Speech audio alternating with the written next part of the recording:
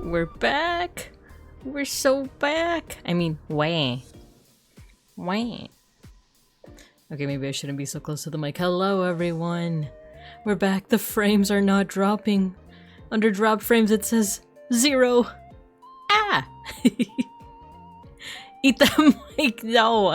Yum, yum, yum, yum. I just sound like Crunchy all of a sudden. Yeah, you guys, I'm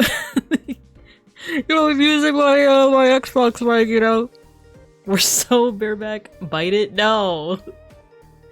I paid good I actually didn't pay money for this. This was actually a Christmas gift from Beans a couple of years back. I was gonna say I paid good money for this, but I didn't in fact pay money for this. Put the cat on the mic. Neither of the cats are here. Neither of the cats are here. They're chilling elsewhere. They hate me. They hate me. We're back. A Dinosaur Story. That's one of my favorite yet most traumatizing movies from my childhood.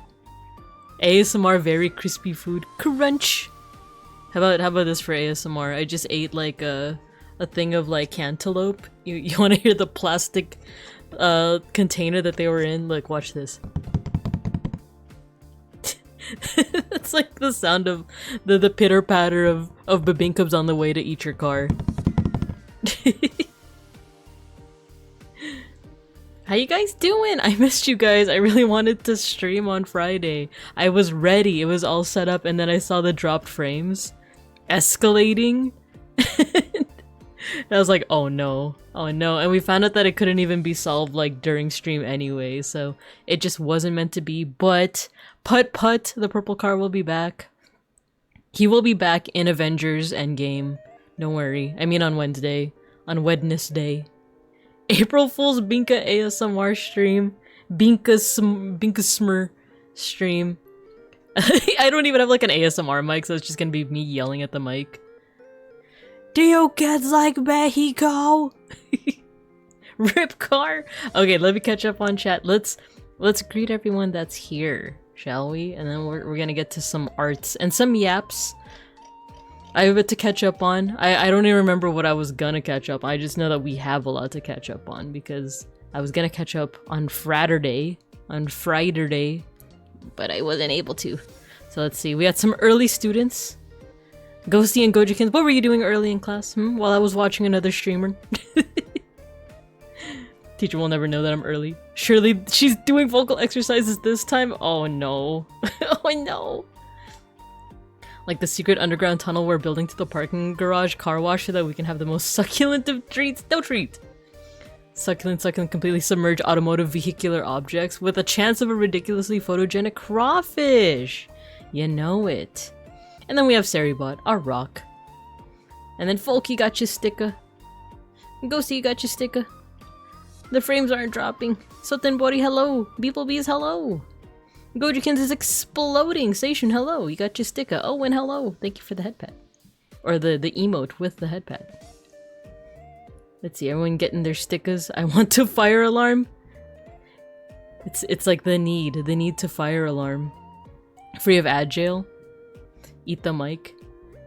Eat that mic.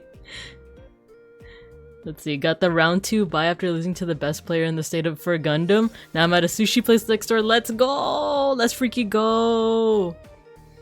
Dude, yeah, it's like a bit of a struggle sometimes to figure out what to do during the bye. It's like, do I just watch people? Do I go get food? Even though I'm supposed to be watching my sugar intake and all that, and my fast food intake? Or do I just sit there, you know? So I'm glad I'm able to provide some entertainment in that regard. The only thing that's dropping by this is this beats. It drops beats all over the floor. Cyan, ow, hey, cut it out. My car, April Fool. Oh yeah, oh my god, the Sklimbo emotes, they're the best. I love VTuber Mail. I don't know if I've talked about him yet on stream, but like, new Oshi alert, him and Ash Carriel are like two sides of a weird coin. Like, in terms of like my Oshis. Oh my god, Super Troopers reference! Yeah! Yeah, you got it, Owen. Oh my god, what was that? Was it Super Troopers with like the big hat? The cop with the big hat? Or am I thinking of another movie? I'm going to eat the most decadent car. Hey Farva, what's the name of the restaurant? The one with all the stuff on the wall? You mean Shenanigans? Aww. Have you seen the 2 newest Digimon episodes? Oh my god. Beeplebees is at the doorstep. She's gonna kill me. Anyway, let's get started with class, shall we? Let's get started with class. I haven't actually caught up yet. Mega Bronson, hello. Oh, Rolando, hello. Oh yeah, I already said hello. My watch streak, no! Oh no! VTuber Mail is so cool. I love VTuber Mail. He's so funny. Alright, now let's get to class. As beeplebees gets here ever closer. Because I haven't watched the Digimon episodes yet. To be fair, I was doing quite a bit of things this past weekend. But hello, Babing Cubs, hello, it's been a minute! Hello, what is that emote? But hello, it's me, Babinka Bear, your local Sun Bear art history teacher and educational streamer. Today we're going to be doing some art, but we're also going to be doing some yaps.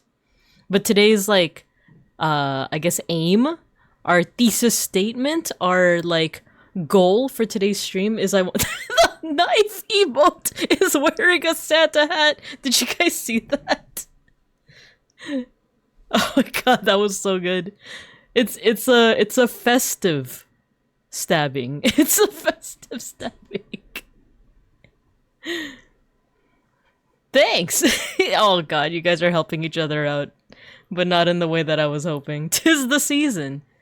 Season's greasins. But hello- No! Don't attack me! No! No! He's approaching at quick speeds! Where's even my Babing Cub? Oh, there we go. Oh no! I'm gone. But hello, it's been like a whole week, I think, or something to that effect. But guys, it's Thanksgiving week. Not Thanksgiving, that's Thursday, but here in Bear America, we are given thanks to not the Pilgrims. It is also Indigenous peoples, I believe, the day after Thanksgiving. My emotional support knife deserves the holidays. I mean, it's true, right? It's true.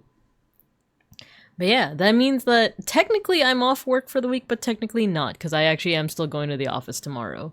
And I'm still working from home. I still work from home today. And I'm supposed to also work from home on Wednesday, but there are some circumstances that I can't talk about on stream. But there is a reason that I can't be at the apartment. It's nothing like personal, it's just one of those like... Now I guess it wouldn't really like... Would it dox me to say the reason?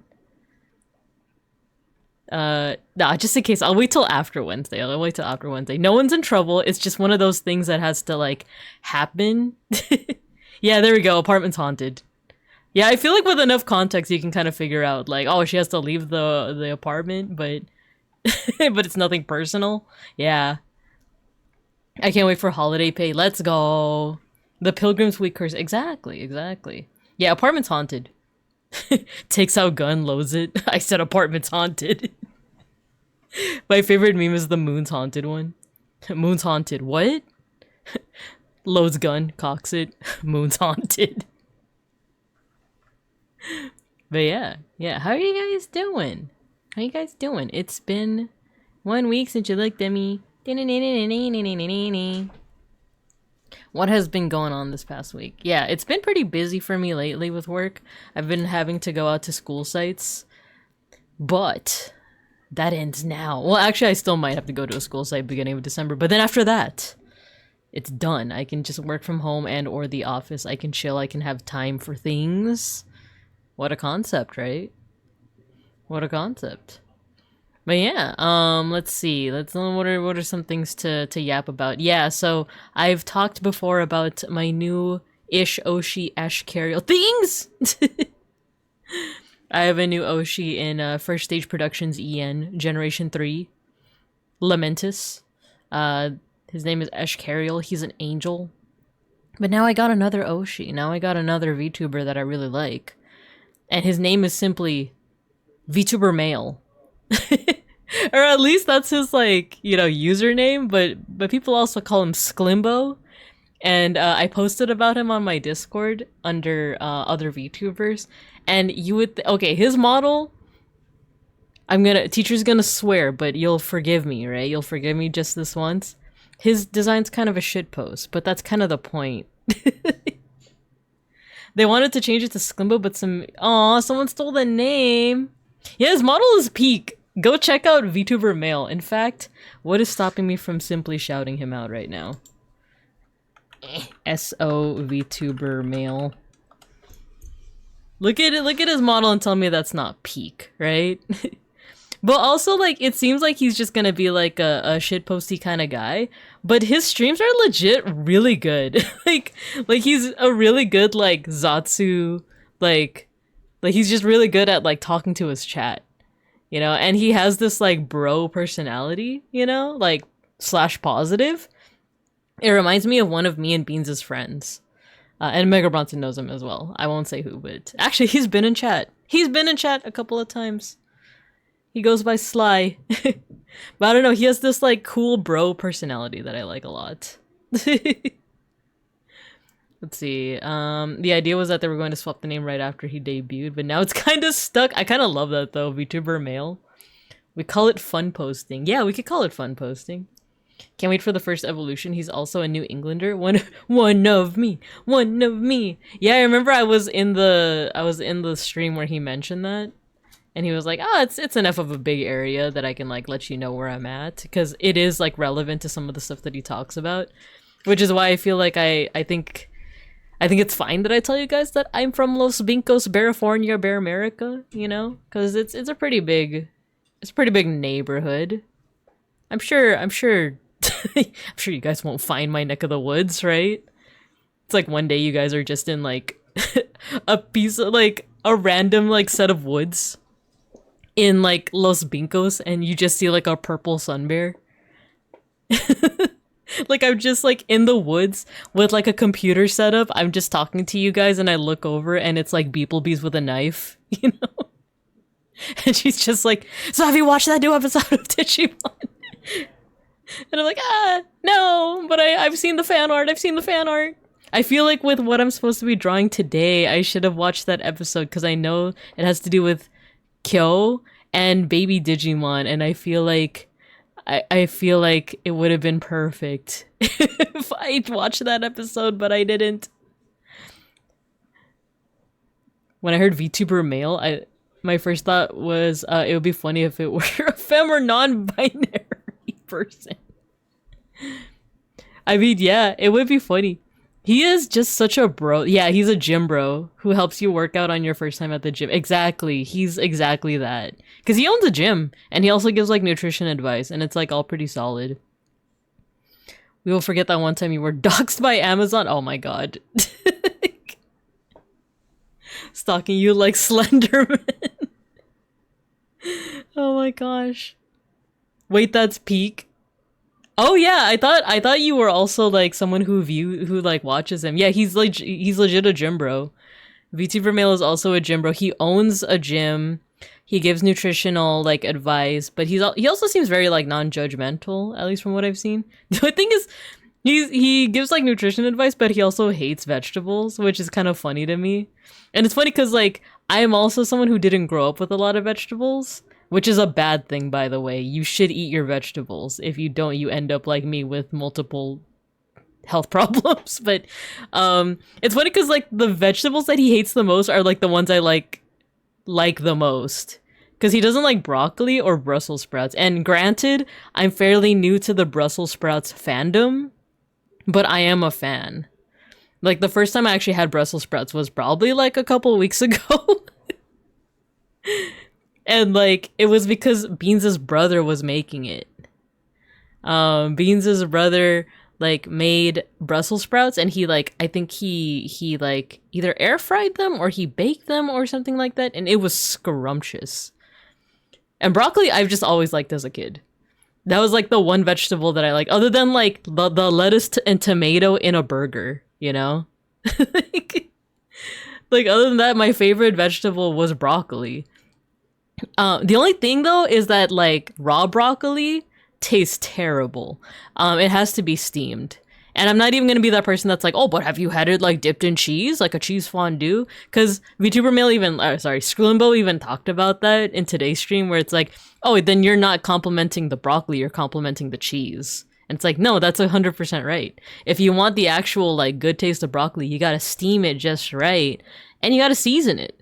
There's also broccolini, if you haven't had that before. It's different from broccoli. Broccolini is like long and thin, but it still terminates the same way as like broccoli. I've had it with like ramen, and it's like broiled too. It's like flame blasted broccolini. I've had it in ramen, and it's so good.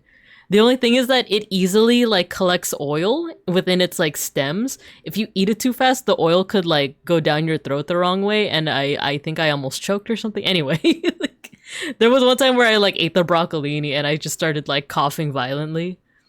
So do be careful about that. do be careful. But otherwise, I love broccolini. But let's see what you guys are saying. Gym bros are like the best people I've ever met. Yeah, it's because like they see people wanting to improve on themselves, and like a lot of them are usually very wholesome. I just don't like the kinds that one, don't re-rack their weights, and two, the ones that like, okay, this one I guess is kind of forgivable, but the ones who like are at the gym and they're doing the loud grunts and the loud like, ooh, you know, like the like, you know, the sound of like the thwomps from like Mario 64, like the like even that would be more entertaining, but these guys are like grunting super loud. And I don't know if that's just like an uncontrollable thing that they just have to do when they're lifting weights, you know? I'm not saying you have to be like quiet as a mouse when you lift, but like, why is it so loud? Why are you grunting and moaning? It's like the Randonites to Randon. Like, why are you moaning, you know? At the gym, right in front of my broccolini, right in front of my weights, right in front of my treadmill and stationary bike. But yeah, other than that, I met a lot of really wholesome gym bros, you know. I love vegetables. He does personal training with clients who are all gamers and VTubers with sedentary lifestyles, so he's super chill about encouraging people to work out. Yeah, that's, I don't know, like he just has like wholesome energy. Haven't heard anything problematic, or at least I've heard things that I disagree with him on, like in terms of vegetables, but like, and it's like so oddly specific because I also didn't grow up liking vegetables at all. And it's just like hyper specific, like, why you gotta hate on the only two vegetables that I like, you know? But nothing problematic so far. Teacher, what if you loved broccoli super hard and ate it all the time when you grew up, but also ate simple syrups? Then I wouldn't have as many health problems as I do now. I did like broccoli. Any Brustlers in the chat sprouting it? I just love broccoli, raw or cooked. Oh, you like raw broccoli. Oh, okay. I take back what I said. I personally don't like raw broccoli, but I do love it when it's cooked. Stir-fried broccoli is peak. Yeah, I agree. I love stir-fried broccoli too. Roasted pumpkin, not a carving pumpkin, was such a rare treat. Yeah, okay, I had a weird experience with pumpkin when I was little, and it was, you know, like people love to carve pumpkins around like the Halloween season. When I was a kid, like elementary school, I vividly remember this was like either 4th or 5th grade for me. We like did pumpkin carving for the first time in our classroom, and there was something about like me as a child carving out the pumpkin and taking out the seeds that just like grossed me out a lot. I remember like gagging, and like because of that, like I haven't been able to like properly appreciate just the flavor of pumpkin, other than like the very artificial like pumpkin spice flavoring. But like, cause a part of me wants to like enjoy pumpkin pie, you know, like the texture looks perfect, and I love pie. I was just telling Beans earlier about how like, ooh, I would love some pie during this upcoming Thanksgiving holiday, and he's like, yeah, we'll get pie. I love pie. And I'm pretty sure I've had it before, but there's like a weird mental block with me and pumpkin because of that like elementary school like experience where I'm like, I want to appreciate pumpkin. Same with eggplant too. Like I've never had like a negative experience with eggplant, but there's something about it when my dad like cooked it this one time that like I think I just didn't like the texture. But then I had like because there's like Filipino recipes with eggplant. There's one called tortang talong. I had it once before. I actually had it when I went to dinner with Beans and Mega Bronson. It was like the three of us. We had tortang talong one time at a Filipino restaurant, and it was bomb. It was so good. But the thing is, like, you couldn't quite like the eggplant was almost like, I don't know if it was like shredded or something, but like I couldn't identify it at all. I need to get sauté and season the broccoli to get rid of the flavor. Oh man. I only like broccoli raw, but cauliflower, cook that and give me 5,000. Oh, have you guys ever had buffalo cauliflower? That's like for vegans that miss the sensation of like Buffalo Wild Wings. Buffalo cauliflower is like the next best thing. I do like it. But I do feel like the texture isn't like quite the same as to like, you know, buffalo chicken or buffalo wings. But I do like it. But I think it's the same thing with like dipping your broccoli in cheese, where it's like I feel like it's more praise for the sauce than it is for like the vegetable, right? But I do like cauliflower. Planet Fitness is supposed to kick those people out. Unfortunately, I don't go to a Planet Fitness, but yeah, like I said, I don't know if it's just something that they can't help. Like the people that grunt when they lift, but like it is something that like mildly annoys me. Where I'm just trying to like work out and I just hear like, oh, you know, like in the background. Lunking is I think what it's called. Oh, interesting. But have you tried thwomping it at the gym? You'd understand. Maybe I should. Maybe I should just do like Mario 64 sounds when I lift. Where it's just, you just see a small purple sun bear. She's just lifting weights and she's just like, I'm just like, Or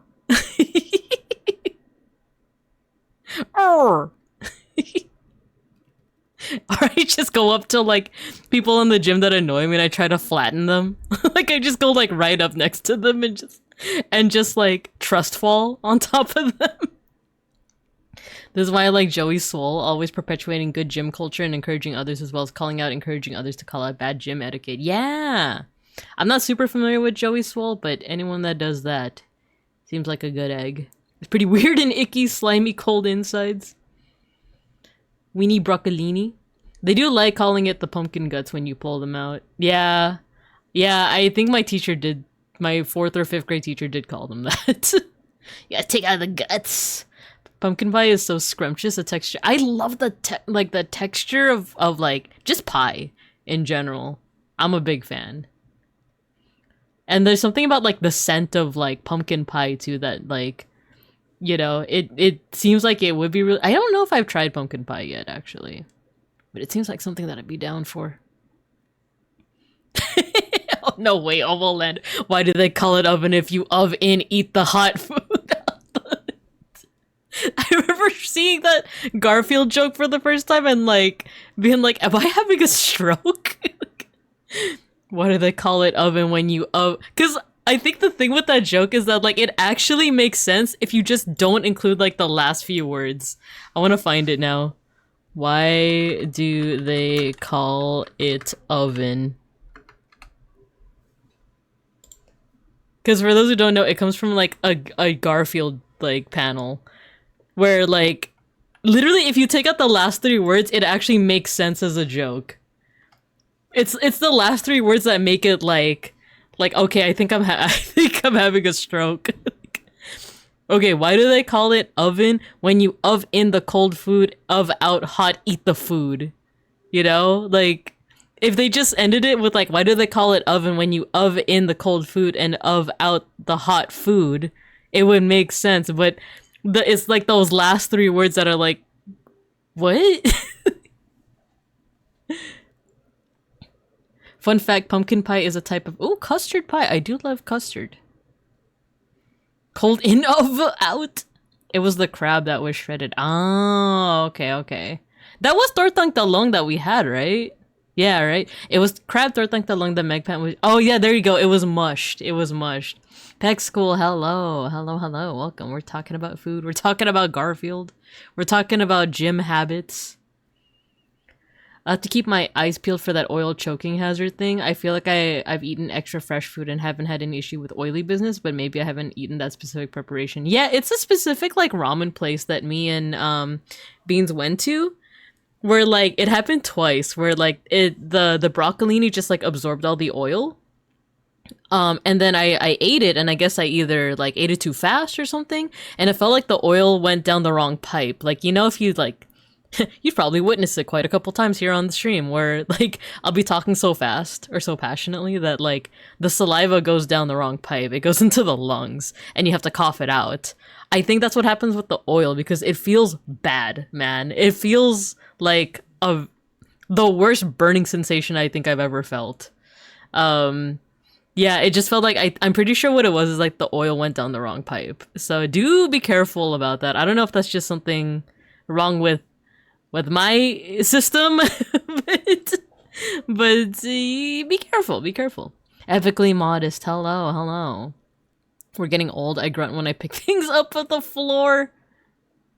Not the thwomp grunt, where it's like, oh, my keys, I dropped them.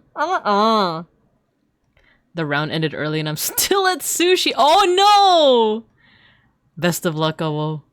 Best of luck. Have you ever seen that Castlevania form? Somebody got voice actors to do Dracula and Richter scene and have the full conversation with that question. Are you talking about the, like, monster, you don't belong in this world. Are you talking about that video? Because that is a classic. Or did Dracula and Richter also talk about why do they call it oven when you oven the cold food? You're gonna have to run. Warm oil, wrong pipe, not fun. Exactly. Oh, I've caught up. But yeah, let's see. Anything else to catch up on? Not including chat. It's about oven. Yeah. Oh, okay. I'm down. If it's like that one video where they recite the whole die monster, you don't belong in this world. You humans summon me. Because that one's like a funny one, especially the one with like the animation. I love that. Have I been up to anything else lately? I really wanted to get my Christmas shopping done early, but I kept forgetting and now it's the week of Thanksgiving. I feel like I should. I feel like I really should. Get started on that Christmas shopping soon, or else it's gonna end up like every other Christmas where I don't end up getting the gifts until it's like 2 weeks before Crimbus. Merry Chrysler! So yeah, that's on my to-do list. I did get a fair amount of things done today though, and yesterday. Some of them I can't talk about because they are secret projects. But I got quite a few things done that I'm happy with. I guess I'm hoping that this doesn't sound too heavy, but I've talked before about how I need to get surgery to get my gallbladder taken out. I'm not seeing this as a heavy thing. I'm seeing it as a yay situation, as a woohoo, yippee! The surgery has been scheduled. I can't say exactly when it's gonna be, but I'm just kind of happy that the surgery is scheduled. So yeah, it's confirmed I'm gonna get my gallbladder taken out sometime soon. I'm not gonna tell you when, but you'll probably know when I need to take an extended break. But I'm hoping it won't be more than like a week break. But yeah. It might be too, because I don't know how I'll recover from it. No more creamy foods. I won't tell you, but there will be signs. Hi kids! Hi Cubs! I'm straight. Can you imagine me trying to cover up the fact that I've like recently had surgery? Hey Cubs! I gotta go to the bathroom real quick. Congrats. Can you keep it? I hope so. I could keep it in a jar. Better this way than literally exploding and needing an emergency operation like my dad. Oh no! Dang. I hope your dad was able to like recover quickly from that, because yeah, I have heard of that, and my doctor did in fact advise like it's better you do this now than it needing to be like an emergency, you know. It was a quick recovery. Yay, awesome. I only have a link to a Facebook video as I only originally found it on Discord as an MP4. Ah, okay. Do be careful. Oh no, you know what? I think it's Instagram that does this, but I will say do be careful. Just to anyone, not just Soten Bori, but to everyone here. Be careful when you link. I think Facebook should be fine, but when you link Instagram, sometimes it does this thing where it will show you like who linked it to you, so you could potentially dox yourself. I don't think I've ever shared anything on Instagram, and if I have, please tell me, but it'll do this thing where it's like, oh, government name wants to share this Instagram reel with you, and it's like, uh-oh. And I don't think I've done it, but I've had other people send me something via Instagram, and it's like, oh, I see your like actual account. So do be aware of that. Ask for a gallbladder pic for the memories. I'd be down. Forget pic, ask for it in a jar. I'll do it, man. I'll do it. I've seen that happen once with someone in our gaming Discord. Thankfully, I'm semi-anonymous, so I'm cool on that front. TikTok does that too? Dang. Get the jar! It's funny, I actually just reinstalled TikTok because I've been enamored with this one video that I watched recently by Super Eyepatch Wolf. He's one of my favorite like video essayists. And he recently came out with a video about fake video games. And actually this is his second video on the topic. And it's pretty cool. It's basically this concept of like art or music or like videos of games that don't actually exist.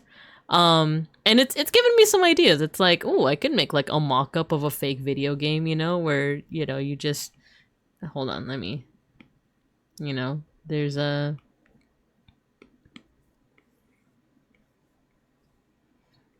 you know,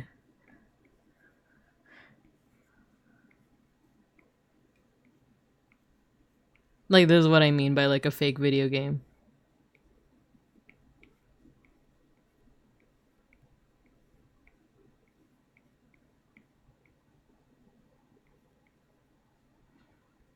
So all you gotta do to make this a fake video game panel is just HP.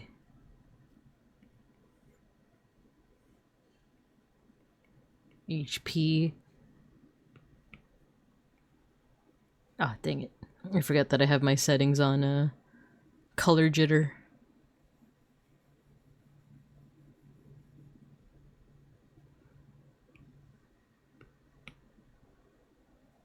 And then your you know, your SP bar is like all the way full.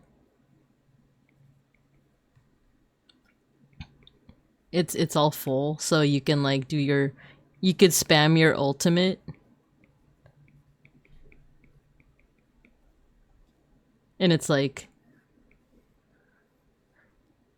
wait, how do I draw a fist?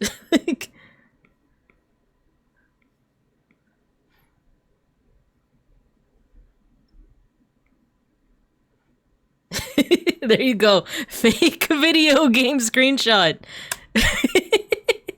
Fake video game screenshot. This is what the video was about. This is what the let me add some. There you go.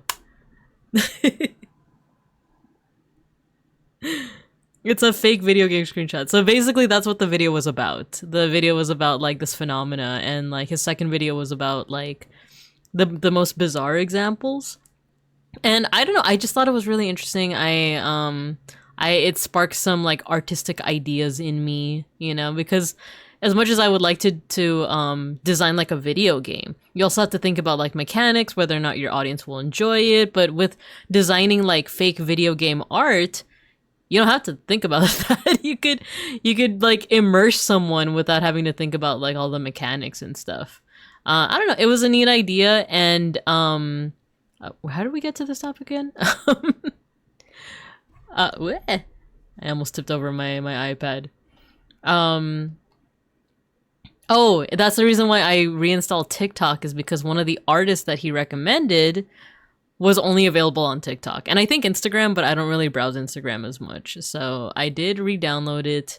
I'm only following like 2 people, like the 2 artists that Super Eyepatch Wolf recommended, and Big Ham. Like those are the only like 3 people I'm following on TikTok. But if you guys have a TikTok, you could add me. There's no guarantee that I'm gonna be, I didn't even open up TikTok today. There's no guarantee that I'm gonna be active on it, but it would be under my Pow Pandan name. Maybe I'll open a TikTok under Babinko Bear, but a part of me's scared of like posting shorts and like clips on there because it's a younger audience. I'm scared that it'll be like, oh, who's this cringe purple bear, you know, talking about art history, making jokes about Digimon and stuff. She's cringe. And I'm too fragile. I'm too fragile for that. Let me catch up on chat. That's the oven thing, by the way. No need to watch right now. But just thought I'd... Oh, did you put a link, Sotenbori? Unfortunately, it is censored. You might have to drop it in the Bebinka cord if you're in it. And if not, you might have... Actually, I don't know if Matthew's here. But we will find a way. We will find a way to get that link. Because links are not allowed in chat. Even if I, like, okay it, it's just... It gets covered up. So, just so you know. Get it pickled? My gallbladder? Oh, but then everyone's gonna want to steal my bile. Fake video game. Shakes fist. A friend told me 3 years I'd have a TikTok by the end of the month. I have never a tiki-talkie. Yeah, I usually make a point to not get TikTok because for one, I do feel like I would get too addicted to the doom scrolling and such. But maybe it's just the way that you build your algorithm, right? If I just build my algorithm out of like VTubers I like and artists I like, maybe I won't get the brain rotty, but who knows? I love Super iPatch Wolf. I love his videos. Like, I grew up with like wrestling in the periphery of my like memories, right? I was never super into it, but his videos on wrestling are like, ooh, this is sick, you know? Because he like makes a point that wrestling is about like long-term real-time storytelling. It's like, this is pretty solid. I like it. I've seen pixel artists do mock-up of games with a full UI and it's always a banger. Yeah. I've made one before when I was first learning pixel art, but it's like in the depths of my art folders. So I'll need to find it. But it was like an ancient Egyptian themed one because it was like I was using a tutorial on Skillshare of all things actually. I was using a tutorial on Skillshare, and one of the lessons is to make a fake video game like screenshot with pixel art. And it's both very complex and a little like easy, but not easy, if that makes sense.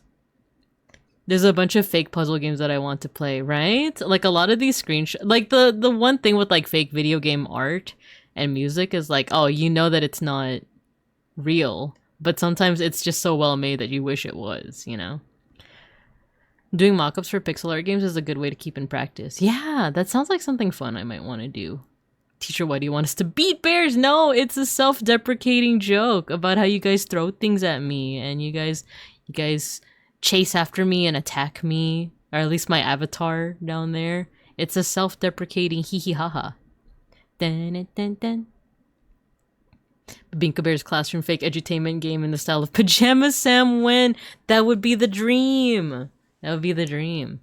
Elephant Foot Bibinka doesn't exist and it can't hurt you. Elephant Foot Bibinka. Hey! Who did that? How dare you? What do you think of the concept of real... Hey! You're laughing at me. See, this is what I mean. Neither, I'm not a jerk. You see what I mean? You know what I mean? I don't even need the video game, the fake video game screenshot. It's happening in real time. What do you think of the concept of real retro-looking games that are marketed as remakes of very old games that never existed? Like The Eternal Castle. I haven't heard of that one. Wait, real retro-looking games that are marketed as remakes of very old games. Huh. Wait, let me look this up. I also like this song. Dun, dun, dun, dun, dun, dun, dun, dun, Remastered. Interesting. I can't say I've had an opinion because this is the first time like hearing of it.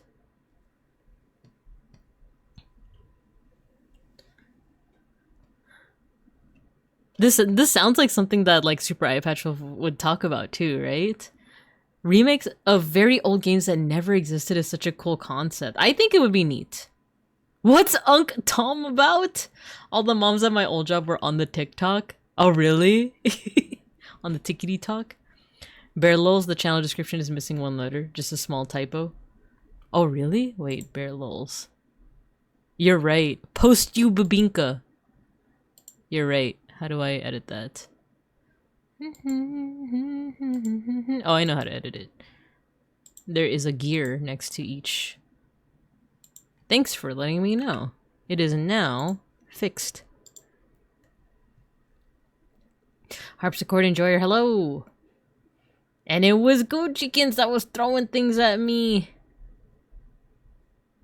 Oh no, the Automod. No, yeah, I know. Now I know what you were trying to say. No, I know what you were trying to say. I'm scared that if I click deny on Automod, it's gonna like flag you, and I'm just gonna ignore it. That's an unfortunate misspelling, but no worries. I know exactly what you meant to say, Bex. Cool. The trailer is really cool. I played it on stream and it's great, but the original never existed. They made it up. Ooh, that's interesting. I think that goes into kind of the ethos of these like it goes into am I using the word ethos right? It goes into like the feeling of like the whole point of making these fake video games, right? Yo, Zako, hello.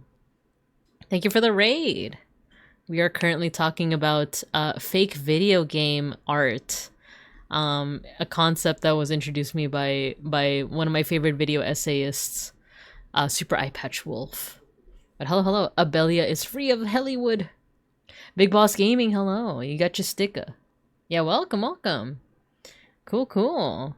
Hope you're doing all right. If you guys have to raid and run or anything like that, no problem at all. But if you want to stay behind, we're just yapping. But yeah, fake video game art. It's a very intriguing topic that I might want to dive into. I do like the idea of like, you know, because a lot of Super Eye Patch Wolves examples were very horror based, horror, action adventure, but more so on like the unnerving side. And I wish that there was just more of like, I guess like not necessarily like in a toxic positivity way, but just like in a the world is already depressing enough. Like why do we gotta like, you know, add to it? But I wonder if there are also people who do like fake video games or fake video game art, but it's more on like the lighthearted side of things, or, you know, my personal niche is like edutainment, right? I want to see like an attempt at like reviving like edutainment, because okay, not even just about like fake video games anymore, but just video games in general. I do feel like people are looking into like the old style of video games with like the low poly or the pixel art style, and a lot of them make like cool action adventures, or they like dive more into like the horror aspect, because it's almost like this idea of like, oh, it's almost like polluting your childhood memories or your like, you know, adolescent memories, and using your nostalgia against you to create this sense of horror. But like, I guess like but like I would like to see more of like reviving like the actual positive parts of like your adolescence or childhood, of like reviving edutainment, reviving just enjoyable fun games, you know? And I'm not saying that like all games that utilize like low poly and pixel art and old style like that like are horror. Cause I feel like I'm trying to think of like what are some good ones I've seen lately. I can't think of. Oh, you know what? Tunic. I feel like Tunic is a good one. That like it's not necessarily horror, but it does kind of like touch into like how old Legend of Zelda felt. You know, she hates low poly. No, I love low poly. Let me catch up on chat. We're modding Scope Dogs and we made the mistake of binging them, and now then here and there. Horror is well known to be Babinka's favorite topic. Only in the daylight. I've dropped it there. Sorry about having it be on Facebook. No worries at all. I was recently reminded of a band I lived in middle and high school. Look up the band Freen and Green. They were a band that made fake OST soundtracks. That's pretty cool. I've not seen too many of these fake game things recently, but they're always so interesting and I'd love to have more on the feed. Ooh, okay. I'm trying to think of like some of the, well, you know what? I'll link you guys the original video.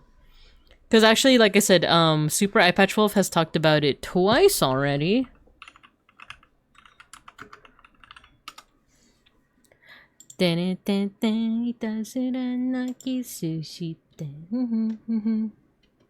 So his first video on it is called The Bizarre World of Fake Video Games. And then, oh, skip ad. Okay. And then the second one is called The Most Disturbing Fake Video Game. So it makes sense that his second video focuses more on horror because it's titled that way. But here are the videos that I was talking about. So this is his first one. And this is his second one. I'll also link these in the Discord if you guys are intrigued. ENA Dream BBQ is a good example. That's how our stream went. I'm crying so hard, and my partner. And also now and there, here and there has killed me. Ah, okay. But yeah, that's like a concept that I've been exploring lately. A lot of the art here has just been really, really cool. But yeah. Let's see, anything else to update you guys on?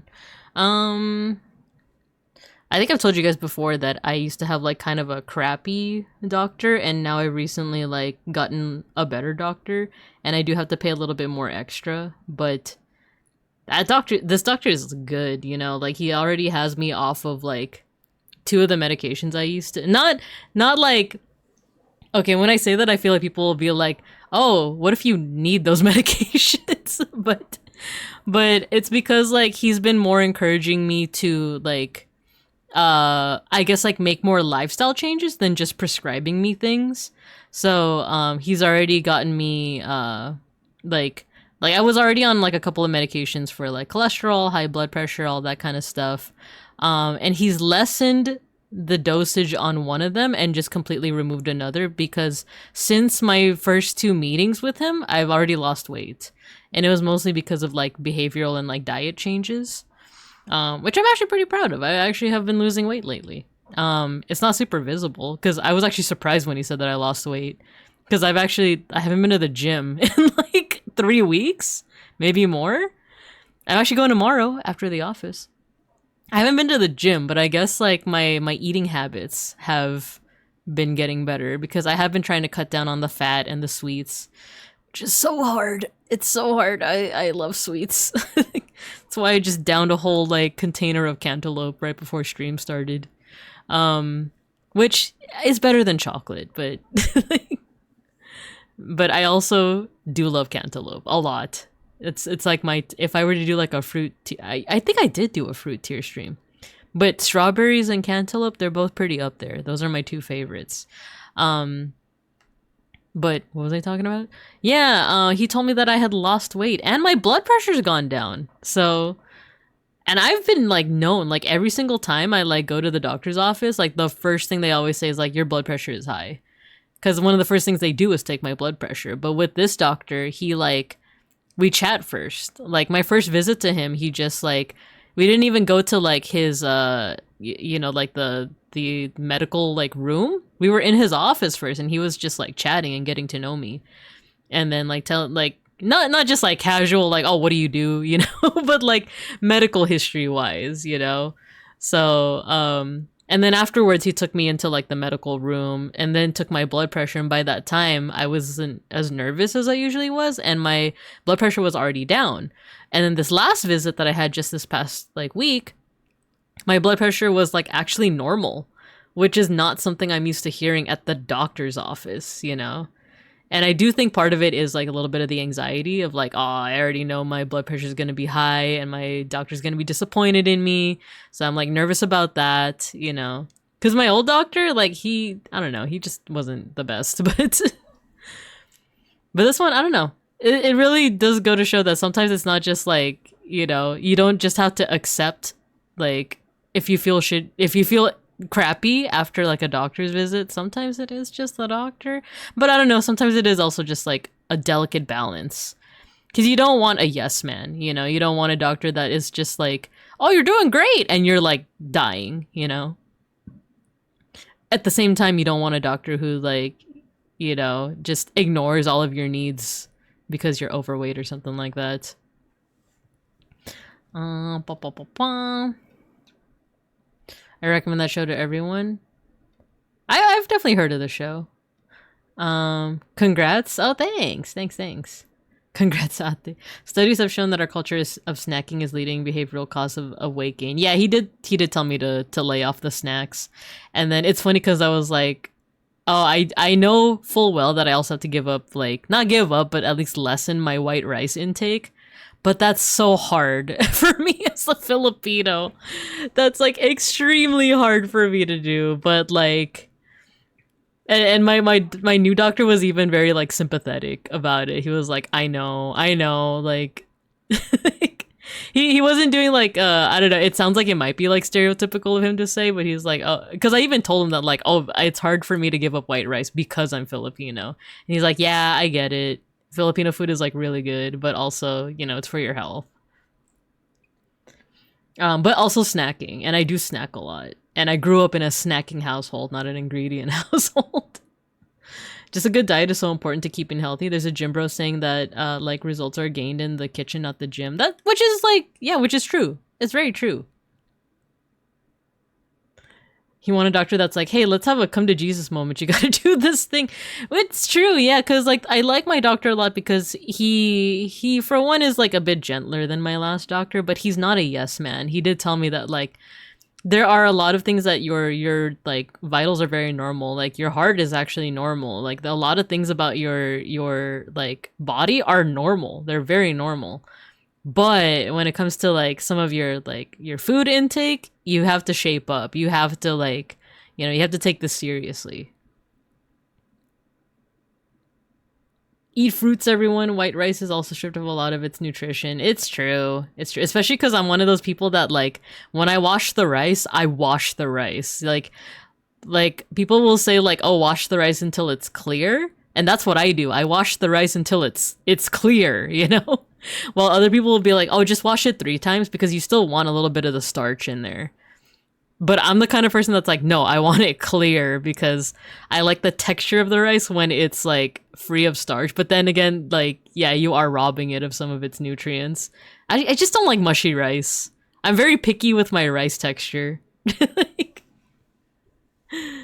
I'm so picky with my rice texture, but like if I can take it if it's like a little mushy, but if the grains have started to combine together, I'm like, ugh, I don't like that. Or I've had it feels gross to even say. I've had al dente rice before. Ugh. Ew. Ew, I don't like it. I don't like it. Basically like it's weird because it was like under like the surface was like had a bite to it. Like I call it al dente, but like it was like the inside was mushy, but the outside still had its like, you know, hard texture to it, and it was just not a good sensation. I didn't like it. I didn't like it at all.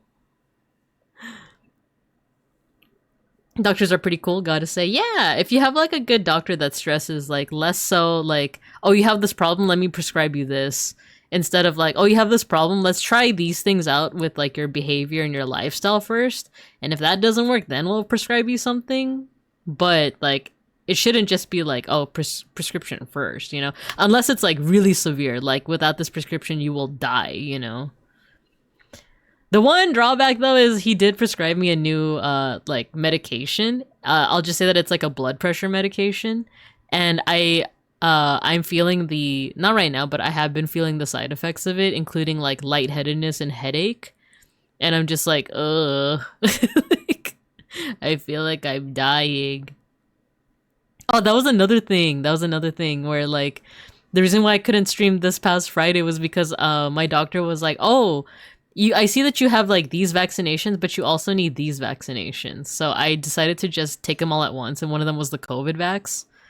It's not my first time doing the COVID vax, by the way. I think this is like my 4th shot now, but I keep underestimating it. I keep underestimating the COVID vaccination. I forget that it does wreck you for like a day, because that is what happened when I woke up on the Saturday and I was like, wow, I feel like I just got hit by a truck. Which is why I had to cancel stream for that day too. So it was hard on the outside and soft in the... Yup, exactly, Peck School. It was a weird sensation. All your issues require meds. No. My aunt sent me so much. Food can cure your autoimmune disease when I first... No! Dang. Yeah, I think that is the exception when it's like, no, you actually do need it as opposed to like, oh, if you meditate, you could get rid of depression. you know, stuff like that. Which I've actually, you know what, we have an ad break coming up. We have an ad break coming up. I actually have had a coworker one time that said something akin to that. And it's funny because we were scheduled with another person that is very like, no, that's not how that works. One of the only 2 books I threw away. Aw, jeez. I'm sorry you had to go through that, Ghosty. But we have an ad break coming up. I've been yapping. So when we come back, we will actually do some drawing. We'll draw. We're gonna draw some Digimon. Yippee!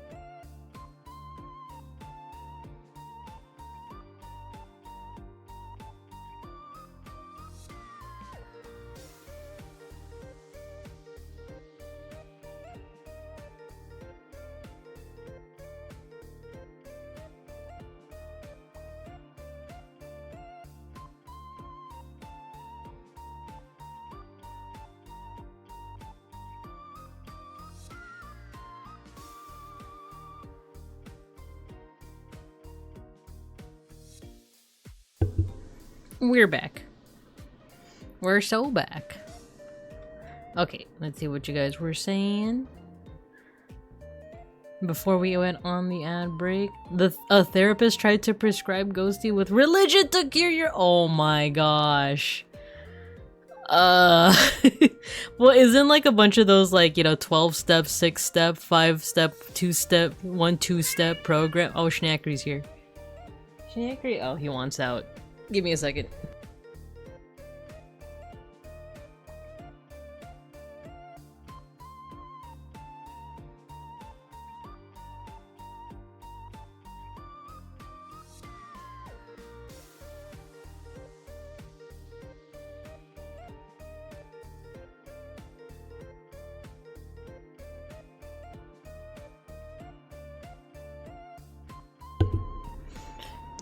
Alright, Schnackery was in here for like 2 seconds and then left, so...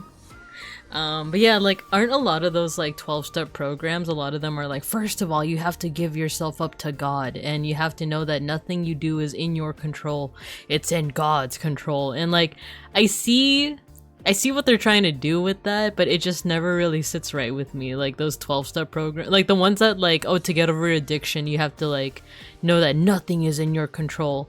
Granted, like, well, my parents like struggled with addiction, like I've never went through it, so I don't know, like maybe that does help people, but I don't know, man. It just like, I feel like there are better ways. Pray the sad away, dude. Aw, man. But now we know that what really cures depression— eating cars, especially the red ones. Oh no. Oh no. The red car. Well, it's still there, but I think you guys probably ate just the back of it. Now that Minka's model follows her mouse, we can see when she clicks away for an ad break. No, you can't. No, you can't. Look, I'm still... Yeah, I think you can, because like, you know that when my snout goes like really small, you probably know that like, that's when I'm on my second screen. I'm like looking at Discord and stuff.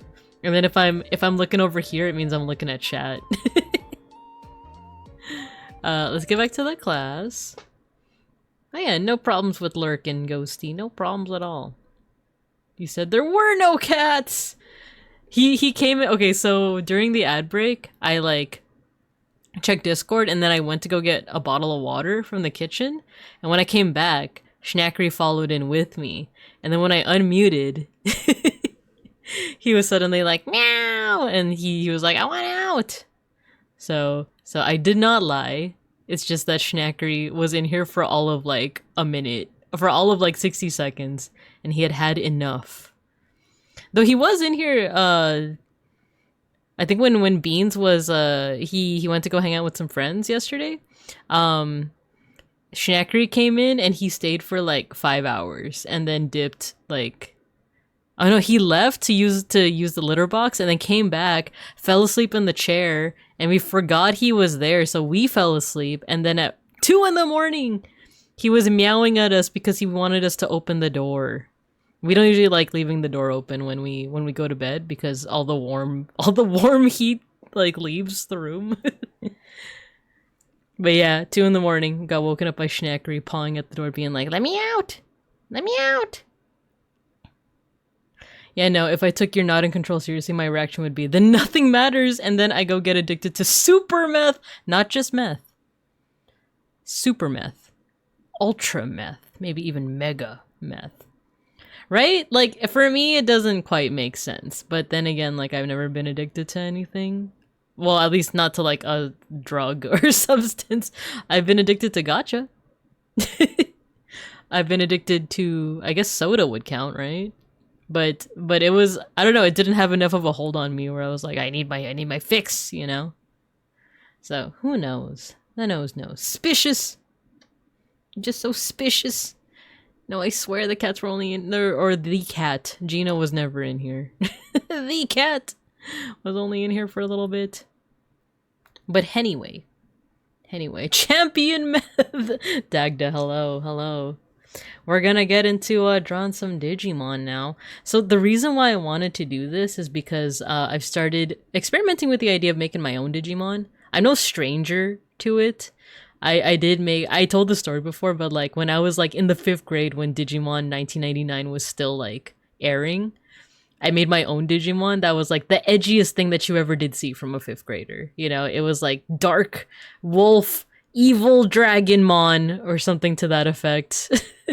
And I still regret that. Like, I think I threw away the sketch because I thought it was too cringe when I was like a high schooler or something. I probably saw the drawing and I was like, oh, what the? This is cringe, and I threw it away. I should have saved it. I should have saved it. That's why I take pictures of all of my little sister's art, because it's like, you're gonna have a time in your life when you're like, oh, this is cringe, but I'm like, no, you need to keep it. You need to keep it. You're gonna look back fondly on it when you're in your 20s and or 30s and or 40s. Competitive ranked meth? No, Koromon, my boy. Exactly. But I've been wanting to get into 1, making more Digimon art, and 2, making my own Digimon. I want to make some original characters. Do not stale, donut stale. You know, I've been wanting to do that, but I've been wanting to try and get into the headspace of like, well, what is the design philosophy of these Digimon? I feel like for fresh and in training Digimon, it's fairly simple. You know, it's just a cute little blob with a different color or different theming, you know? But then when it gets to like Rookie, Champion, Mega, Ultimate, I did those backwards, then like that's when it gets a little bit more complex. And that's when it gets a little less cohesive, because a lot of the fresh and in-training Digimon are literally just like heads, blobs, you know? But then when you get to Rookie, it's like, oh, would you like the orange dinosaur? Or would you like the red dinosaur with microphone? Or would you like the, I'm trying to think of some recent ones, the the furry little creature inside of a shoe? Or would you like the lizard made of sand, you know? So it gets a little bit more like complex from there on, but at least for now we can start off easy with some little fresh and in-training digis. That's how tamers start. Exactly. You design your own Digimon, it comes to life. But why didn't Darkness, Dragon, Wolf, Evilmon ever come to life, huh? Your Ungak moment, exactly. Donut stale. Donut steal. So yeah, I wanna get more into the habit of making my own digis, you know, but to do that I want to do some studies on some already existing Digimon, seeing what are some like commonalities that some of them may have, and also just get better acquainted with, like, you know, just the style of Digimon, like some of the design trends. Like, I know that for a lot of Digimon they gotta have the Digimon eye. Oh dang it, not the hidden layer. You gotta have the Digimon eye, right? Wait, different brush.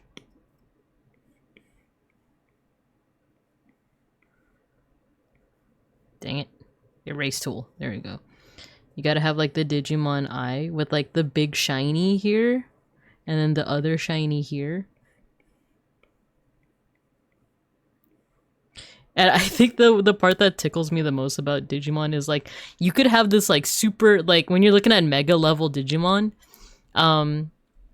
like the strongest level of Digimon, you could have this like Megazord, like, you know, scary tyrant looking lizard thing, but it's gotta have the eye, you know?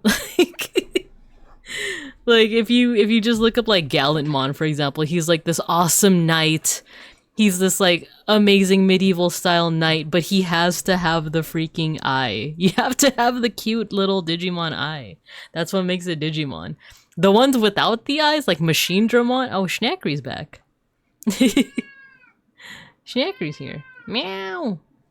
Alright, let me get him some pets. Come here.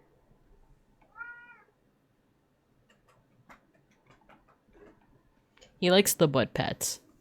Meow. But yeah, I think that's like part of the charm of like Digimon, is that you could design this like super amazing, you know, fearsome looking monster, but it's gotta have the eye. You know? Some of the more recent Tiny Mons have started looking more like their canon evos. Yeah, that's an interesting one. There's one thing that I never really noticed when it comes to like, okay, I guess I'll give an example. Can I do these from memory? There's a, no, you know what? I do need a reference. There's Dorumon and Dorimon and another one. Dorumon. There's a Digimon named Dorumon. I'll do like a quick sketch of him right now. He's like a dragon, but like a fluffy dragon. He's also like, if you think of his design, it's also kind of edgy. He has a big jewel on his head. I'm just gonna draw like a simplified eye.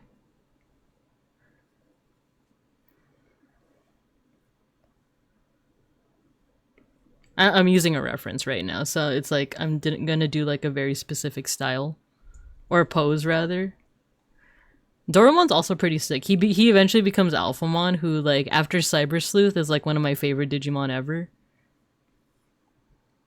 I, like, actually did not care for Alphamon until Cyber Sleuth.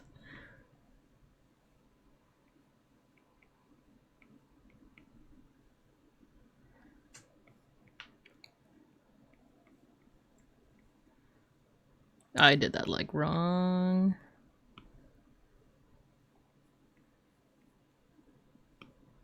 So he's like this, like, fluffy dinosaur thing.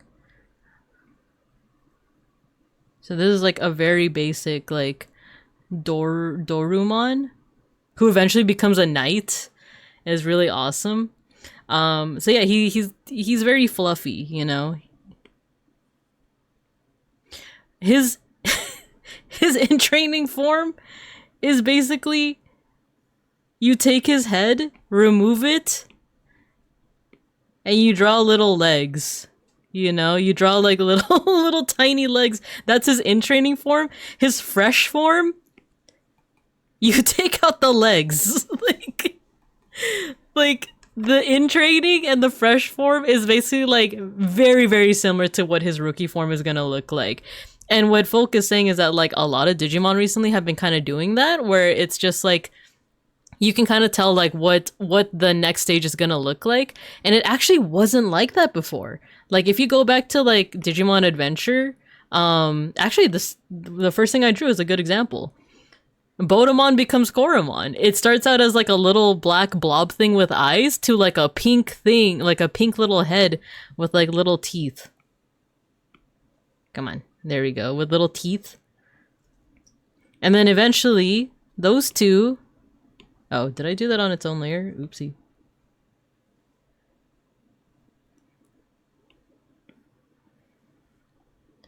And then eventually, that becomes a lizard. That becomes Agumon. Can I do him from... Can I draw him from memory?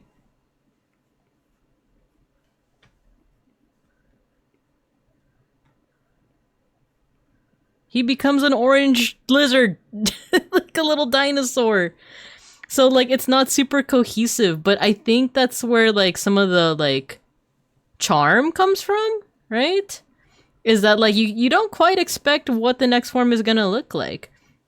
And I'm not necessarily saying that like new Digimon that don't do this are like bad design-wise. They're pretty solid. But I think there was a charm in like not knowing what the next evolution would look like. It being like a completely like, you know, new experience for you. But yeah, recently I've been noticing that too. Like the if you look at the most recent season, which is called Digimon Beat Break, the main Digimon for that one is like a chameleon looking, like a gecko chameleon. It's called Geckomon, not Geckomon, Geckomon. It has two K's, you see. And his in training form is just his head, basically. Let's see. Can you let your imagination go wild with the evolution chain, or are there some hidden rules in Digimon design or meta? Yeah, that's it kind of goes into like what we were I know you posted right after what Folk had said, but yeah, like before there wasn't really any hard and fast rules. Like another example that I can give is the one for Gabumon, who is technically he is a lizard, or he's a reptile Digimon, but he has like the fur. He has like, imagine you have like dog fur. I'm also doing this from memory, so it's not gonna be great. He has like dog fur essentially over him. So it makes him look a little bit more animal-like. He has like a little circle thing here. But his pre-evolution is Sunomon, who is just a little guy with a horn on his head. And before that, he is a little guy with three little Protrusions, they're not really horns. You know, like it's not super cohesive at first. So yeah, you actually, to answer Pexcool's question, yeah, you can essentially just let your imagination run wild. But though nowadays it does seem like things are a bit more cohesive. Like you do have to kind of like run with a certain theme. Lately, I've been making Digimon based off of like I've said, I've started really liking this one VTuber Ash Carriel, and his like mascot theming is a Marimo algae ball with angel wings and a halo. So I've been kind of running with that idea recently. If you guys want, I can actually show you what I've drafted up for that. But let me also catch up on chat right now. You guys are reacting to the cats. Vocal cats are so stinking cute. I love them. Drawing Digimon from memory only. This is a test. Oh no, have I failed? The funny thing is, I say recently, but they've been doing it as. Oh yeah, you're right. Tamers. Yeah, Guilmont's pre-evolutions are. Yeah, they are. You're right. I think it comes from design difference between original V-Pets, where they were meant to have a bunch of Evos, versus the shows where they were probably designed with a specific evolution in mind. That's a good point. Yeah, that's a really good point. The Binky, right? Punimon's basically an inverse otter. He really is. Didn't it have a pacifier? I don't think Punimon did, but there who had the pacifier? I think it's Yuramon, who basically looks like... Oh no, I don't think Yuramon had it either. Oh, it's Tentomon's. It's Pabumon. He looks like this with like super sad eyes and a little like binky. He has like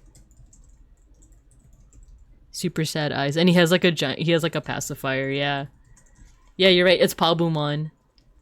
I trust you.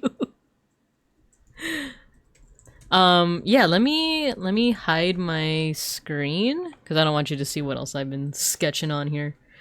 I can show you what I've been creating in terms of Digimon for I'm trying to make like a Digimon line that is based off of Ash Carriel's mascots. And I've already shown these sketches over at the Ash Carriel server, so I don't mind showing them here. Okay, there we go. Yeah, these are my OCs. Do not style. Matthew, hello, like this. No, not me crying. So yeah, his Ash Carriel's whole thing is that he's like a fallen angel with like 6 wings, and he has like black wings and stuff, but he likes Marimos or Marimos. These are like the little algae balls, right? So like the little in training form is I've dubbed it Masomon from Mo and Sorui, which is like they both mean algae in Japanese. So I just like put them together. And it kind of looks like the word moss, right? If it was Mosumon, then I would actually like kind of sound like the word moss in like a Japanese accent. But I went with Moso. And then the next evolution would be Marimon, you know, short for Marimo. And oh yeah, so like this one is just like the moss ball with like little protrusions that look like they could potentially become wings, and then it has like a little hula hoop / halo. And then up here, you know, just developing the idea a little bit more. Now it has like the protrusions have become wings, but now it has some like protrusions on its head too, and the little hula hoop is now a halo. It's like slowly going up, right? It's slowly like going up to the to become like an actual halo. And then oh, I forgot to draw the halo on this one. I forgot if I gave this one a name yet, but I went with the Digimon eyes, right? You gotta have the Digimon eyes. So yeah, I went with the theme of a sheep because it was like, oh, if you think about like a moss ball, you know, I can't just keep it as like a moss ball. I feel like I have to incorporate some kind of animal. And it's like, oh, sheep, you know, they're nice and fluffy. So if I just make it green, it's almost like a mossy sheep. I think Pokemon did that. I think Pokemon also did that, right? With, oh my god, what generation was that? I actually like enjoyed that generation too, where you could ride the little sheep around the city. Is it the France one? Is it that one? Any plan to incorporate a holy ring at some point in the chain? Yeah, actually. So I'll show you guys the champion form. Go-Goat. Yes, exactly, Dagda. Thank you. Yeah, Go-Goat. Yeah, and then there's another sheep Pokemon, right? The one that was in the England one. The British one. The next evolution is actually a wolf wearing sheep's fur. I should have done that. I actually went with something with another idea. Because I did design the champion, but I haven't shown it yet.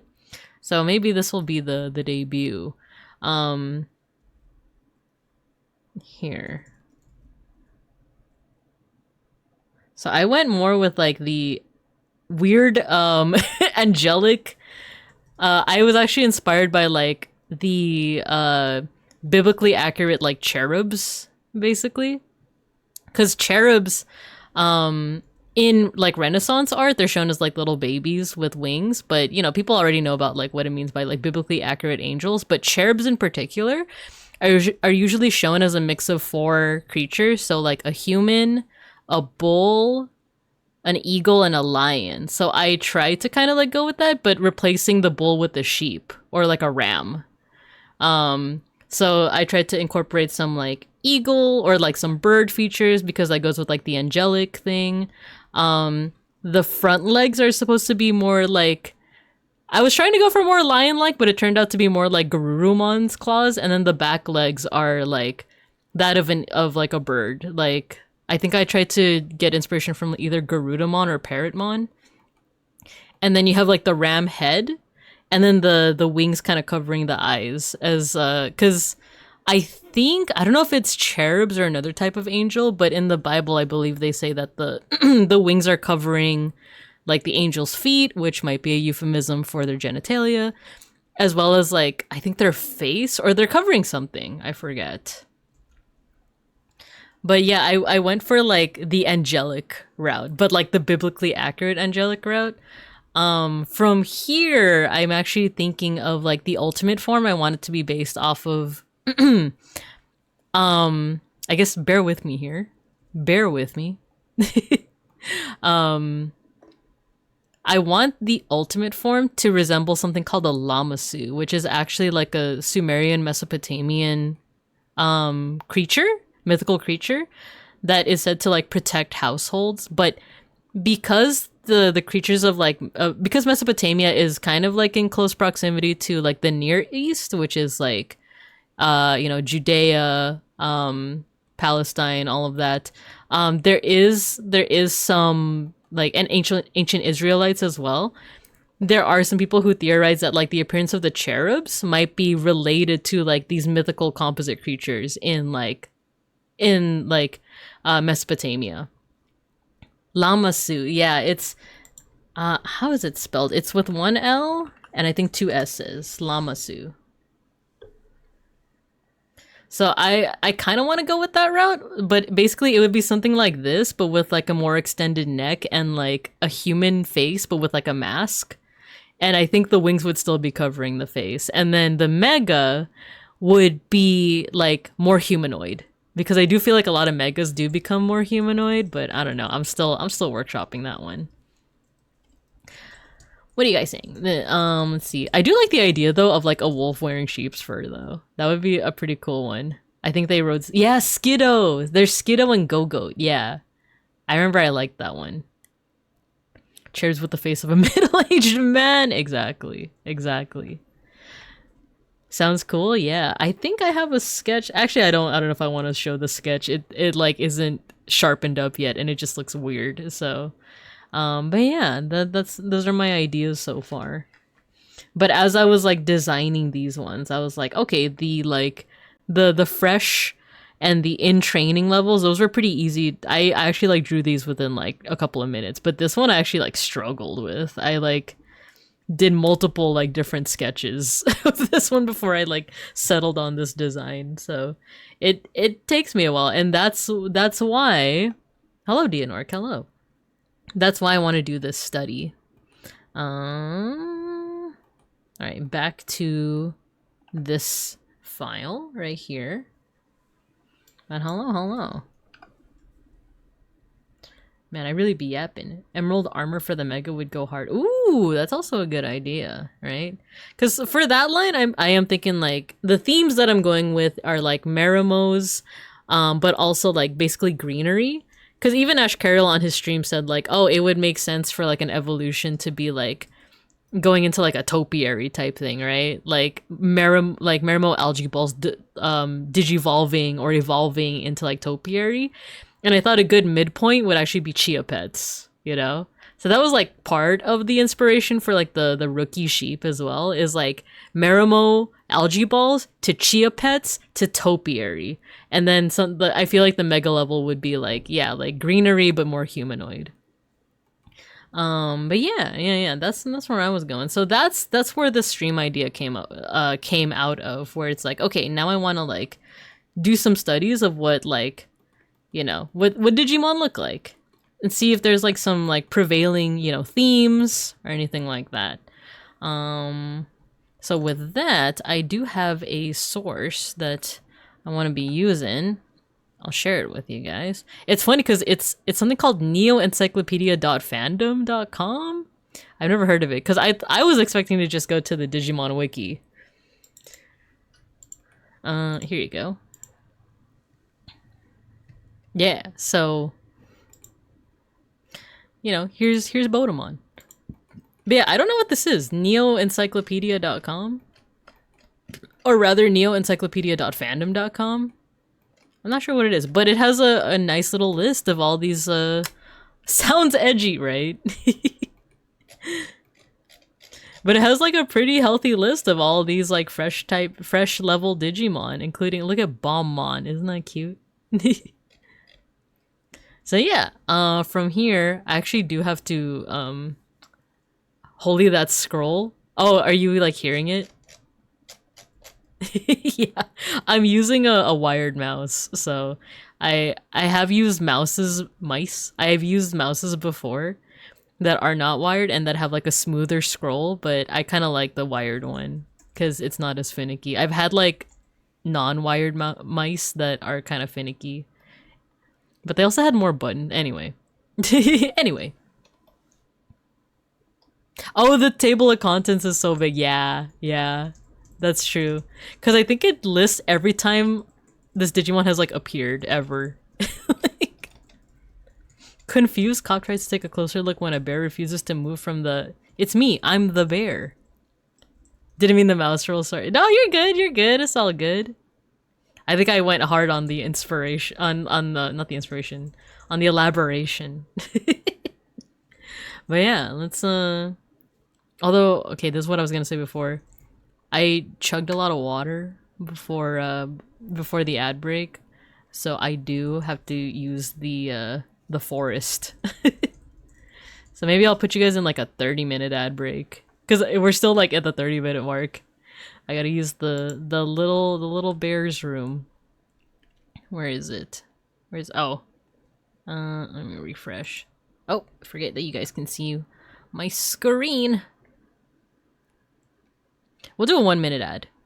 I'll see you guys in a minute. The bear related ads. Alright, I'll see you guys in like a minute. I just gotta use the bathroom.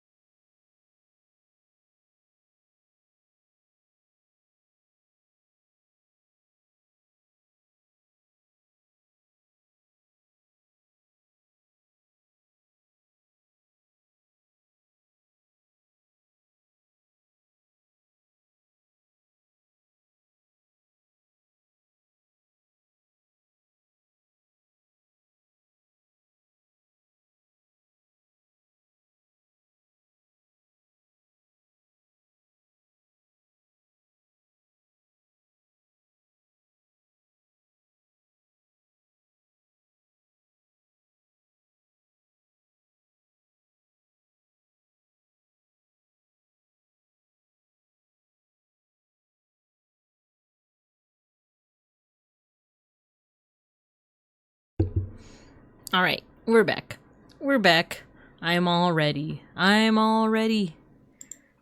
No, wait, actually. Yeah, now I'm all ready. Let's go to class. And, let's see. I feel like... So yeah, we're gonna start first with the fresh level Digimon. These are like the freshly hatched Digimon. And they're usually very blobby. They're usually very baby. You know, they usually have these like nice... So this is what I was talking about. Let me show you guys something. Doraemon. Dang it. Yeah, I am using an ad blocker. Stop the freaking scroll. I hate using fandom sites. Okay, so this is Dorumon. This is Dorumon. This is a rookie level, and then this is its in training. So it's basically just like you remove the head and just put little legs on it. And this is this is the level before that. It's just so funny. It's just so funny looking. Yeah, the little like sharp tooth mouth. I think these two levels. Oh dang it! Okay, there we go. These two levels are so funny to like look through. He look like he craves violence. Yeah. It's like don't talk to me or my little brother or my littlest brother or my baby brother ever again. You know. And then if you want to see the Digi-evolution to this one, it's actually pretty sick. Let's see. Next form is... It actually has different ones. There's Dorugamon, Garugamesh, Dorugamon, and Dex Dorugamon. Dang it. See, this is pretty metal. I like this. Now he has wings, and he looks really edgy. And then Dex Dorugamon... Oh, I actually haven't seen that one. Oh, his Japanese name is Death X Dorugamon. Man, that's so edgy. How could I ever compete? How could 5th grade Binka ever compete with that? And then there's also Doru Greymon. See? That's super metal. This looks like something I could have designed when I was in the 5th grade. But fancier. But anyway, let's put these away. We're not focusing on that level. We're focusing on the little babies. So yeah, usually it looks like they all are just like little heads. Some of them have like small limbs. This is basically what you drew. They got it from you. They stole it. These are so cute. So like very, very basic shapes. Sometimes they'll add like little ears. Ketomon. Ketomon. Keemon. This is, I think, the most limbs I've ever seen on, like, a baby Digimon. And it's just a little spider. Little boider. Kurumon. This one turns into, like, a major villain, too, in the movie. But it's so adorable.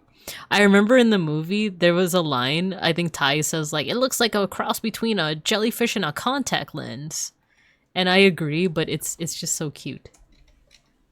Leafmon. Yeah, they're usually very blobby. Mokumon. Nyokimon. Oh my god, look at the little uwu face. The little owo face. Yeah, actually, oh yeah, and this is the one that, I think, was Pexwell talking about earlier with the little binky. Little pacifier. In Tagalog, it's tipon, so, like, I'm so used to calling it that. So I'm like, oh, what's the freaking, like, English word for it? Powmon! Oh my god, it's Powpandan, the Digimon. It's Powmon. It's me. It's me. Petitmon. Pichimon. This one looks like it's seen things. This is like the pre-evolved form of Gomamon, by the way. Or Bukamon and then Gomamon. But he looks like he's seen things. Gotta bounce, have a lovely stream. Thanks for stopping by, Goji. Thank you. I appreciate ya. And then, oh, I haven't seen this one. Popomon. Oh, like Tanpopo, like sunflower, I think, right? Poyomon. This is a good one. Okay, it's gonna sound like an insult, but I don't mean it as an insult, but this is as basic as it gets, you know? Like, design-wise, it's just blob with happy face, and I think that's awesome. I think that's so cute. Puffmon! Puff Puff Pass! And then this is Punimon. As folks said, it is very much like a reverse udder, right? Pupumon. Oh, from the Hawaiian pupu or shell. I see. That one can also just say heck it and just jump straight to, yeah, to Marine Angemon. Wait, are you talking about Pichimon? Can it really? Oh my god, you're right. Jesus. Jesus Christ. Oh, this one's so cute. Pururumon. It becomes Poromon. This one really does look like a blob. Putimon. But if you read it in Japanese, it's like the thing that Filipinos like. Putomon. Puomon. Riru. Oh, this one's so cute. It's just a little fox without ears. You know what? A lot of these would be at home in Slime Rancher. Wouldn't you say? Like, if you were to look at these and be like, oh yeah, that's like the fox slime. That's the bird slime. That's the broom slime. This one, okay, this one is basically just like an inverted version of Botomon. It's Yukimi Botomon. Euromon, I like this one. It's very like hairy. And I remember in the 1999 anime, when I think TK holds it, it sneezes, but it has like, it's voiced by like, I don't know, it sounds like an older man, like, trying to do like a high voice, and he's just like, achoo! Zerimon, Zurumon. He looks so dastardly. My favorite little baby Digimon are the ones that look like they're obviously meant to become villains, you know?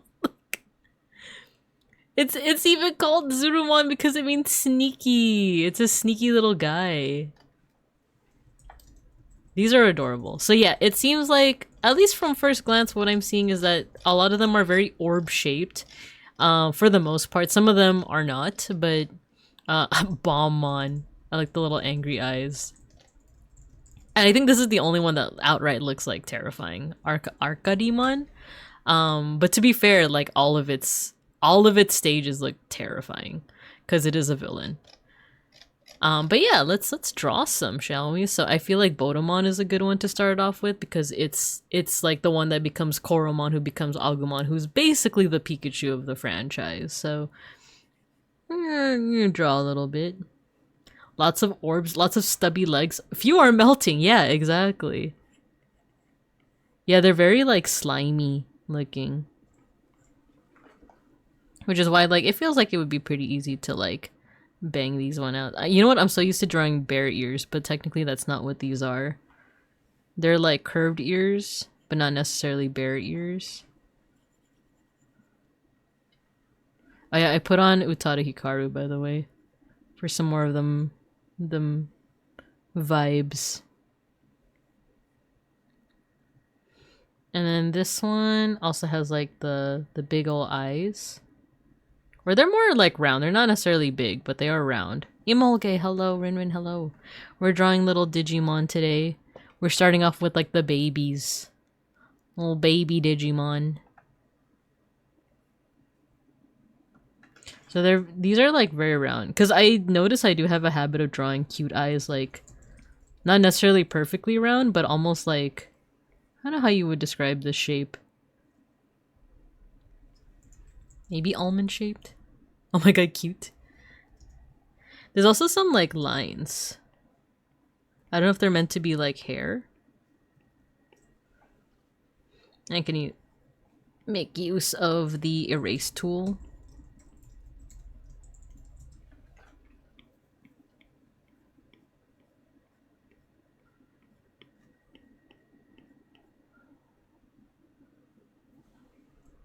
And actually, if we look at the bio, Botomon is a slime Digimon whose name is derived from womb, botai, and as such is an infant. It's about a foot tall and its mouth is covered by black fur, making it invisible unless open. Yeah, a lot of these don't always have a mouth drawn, but they usually have eyes drawn. This one's so cute, Chibomon. This one eventually becomes Vmon.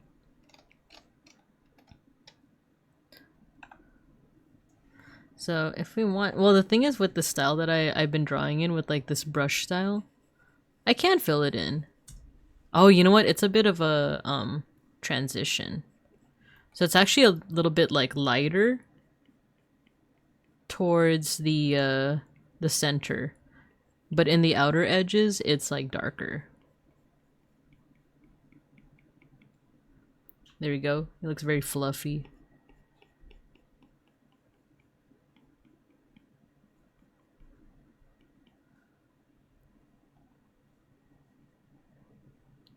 So there we go. We got Bodemon. We could do the Adventure 8 if we want. But then again, I feel like there's a lot of Digimon fans who are like, please, no more Adventure Slob, please. I do love Adventure, but I get it. So I guess we could just go to like the next.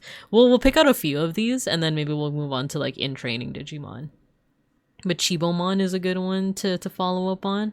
He eventually becomes actually, let's read the bio. He eventually becomes Vmon, who is like the main Digimon of like the second season of the anime. So Chibomon is a slime Digimon whose name is derived from the Spanish chico, or small, and as such is tiny. It may also be derived from chibi. It is friendly and sociable, always brimming with curiosity, but is quite weak. However, it is able to digivolve into any dragon Digimon. Ooh. That makes it kind of OP, right? These freaking ads, dude. The worst when it comes to like ads and like interrupting your experience is, have any of you ever tried to scroll through TV tropes when you're on your phone? It's like the most annoying thing because ads will just like, you know, appear and disappear, and it will literally dislodge like wherever you're reading. Like you'll be reading something. Have you ever tried to look at a recipe on my phone? Yes, but not long enough to. I usually just like scroll all the way to the bottom to where it gives like the summarized recipe, unless that's what you mean. Where it's like people never actually just give the recipe. They have to tell you their life story and like their connection to the recipe, and then there's like 12 ads, and then you get like the actual recipe. 30 ads, all videos, can't see anything, burns up your phone battery. Aw, jeez.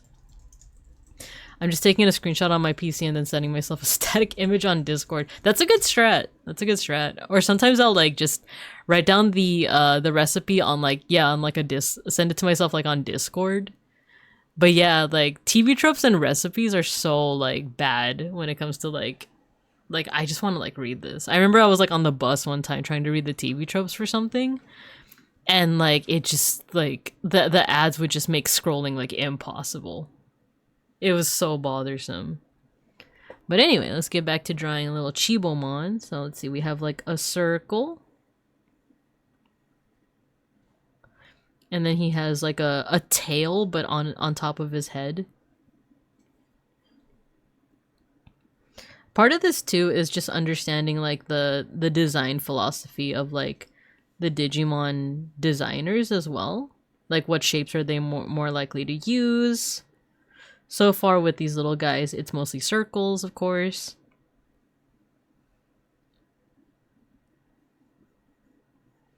Because I remember if you guys were on Twitter when there was this one artist who was just really good at copying other art styles, and they would draw their OC, their original characters, in different styles. And they just did a really good job of, for one, not using AI to do it, but just like they would draw their OC in these different styles. So like Death Note style, My Hero Academia style.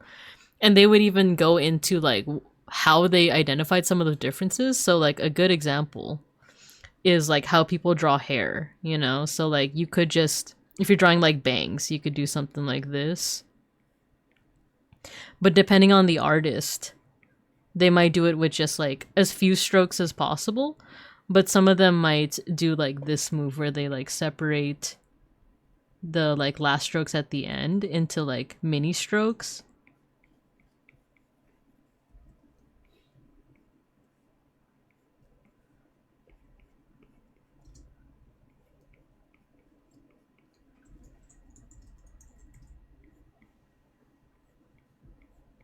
You know, do something like that. Or there might be artists who like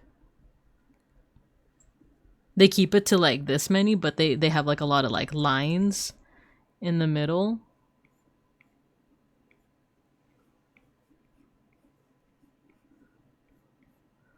So like even if you have like the same character with like the same hairstyle, like even the way that they like draw hair will be different, you know, depending on their style. So that's also kind of what I'm trying to like identify here too. Oh god, without the highlights they look creepy. they look soulless.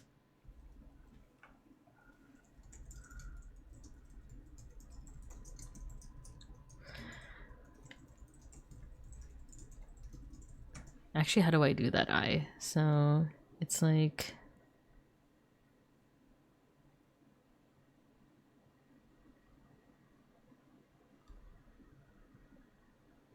yeah, I'll do something like this where I add a little bit of shading.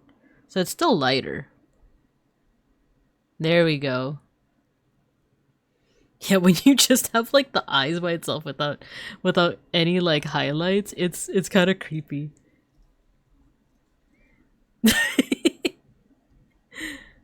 Yeah, it's like the highlights add a lot. Let me compare. You know what? I think the body should be a little bit more big. Should make this a little bit more big. There we go.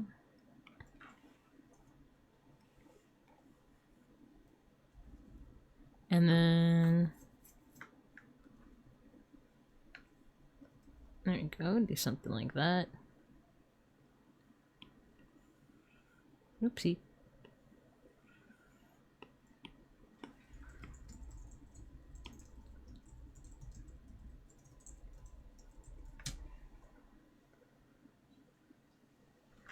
Oh, I guess we could also take note of like the shading as well. The shading goes like, it's more cell shaded, so it's kind of hard to replicate with this brush style I'm using. But it's kind of like pillow shading. There's not a lot of like reflected light.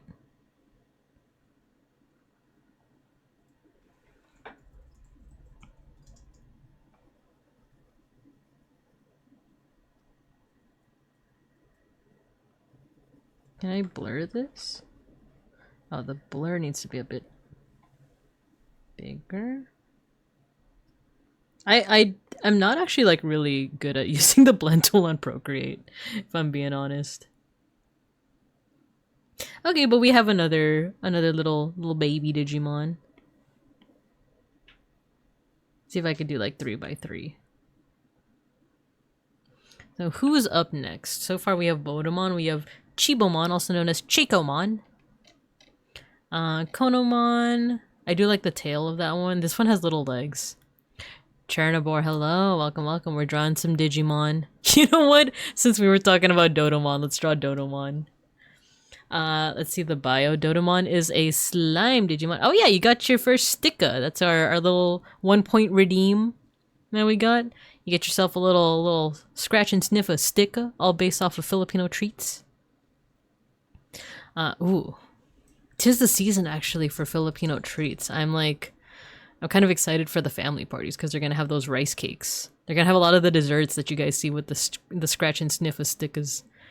You love me some Digimon? Yay! Awesome, awesome. We're trying to study up on like the style of Digimon. I might actually have to change brushes because some of them are gonna be very like specific with the details as well. But let's read up on the bio here. So Dodomon is a slime Digimon whose name is derived from Dodo, a flightless bird well known for being extinct. Jeez. Its small body is covered in mithril hair. It has an aggressive personality, and though it is toothless, oh, that's so cute, it frequently tries to bite other Digimon, resulting in the species being near extinction. Wait, the Digimon that it's trying to bite, or Dodomon? Because it keeps on, like, you know, biting people. It reminds me of like that. Do you guys remember that Futurama episode? There was like a Futurama episode where like I forgot the context of, they found like I think a whale that houses a lot of like extinct species like the dodo bird. And then but there's also like an animal right next to it called like, oh, what was it, like the scientist taunting weasel or something? And then it like the weasel like stands up and has a giant target on its chest, and it stands up and it looks at the viewer and is like, "What are you gonna do? Shoot me?" That's what that reminds me of like This poor Dodomon is just so aggressive that it's like other Digimon are like, we gotta get rid of this guy. we gotta do something about this. It is a natural carrier of the X antibody, who, if you guys aren't familiar too much with Digimon, X antibody Digimon have very like metal designs. Some of them are hit or miss, but I like a lot of them. Dodomon's only appearance has been in the Digimon Pendulum X toy. Has it? I think it's also in Time Stranger, but I can't. I know Doraemon is definitely in. No, you know what? It is. Doraemon is in Time Stranger. Oh, that's a big update that I forgot to tell you guys about. I finished Time Stranger. I love it. Digimon Time Stranger is my personal like game of the year. Maybe even game of the well, I was gonna say game of the decade, but I also I really like Cyberpunk. I really like Cyberpunk. But it's pretty up there. I think that's definitely my new favorite like video game in general, definitely RPG. I really like Cyberpunk though. So Cyberpunk and Digimon Time Stranger are like up there in terms of like my favorite games. But anyway, let's draw Dodomon now. I wish I could get it. It's when you can, it's so good. It's amazing. And the mechanics of like without spoiling much, like the final battle has amazing mechanics. It's just so good. It's just so good. Anyway, let's draw this little scamp, little scoundrel, little no gooder, do gooder. Okay, so it is a circle.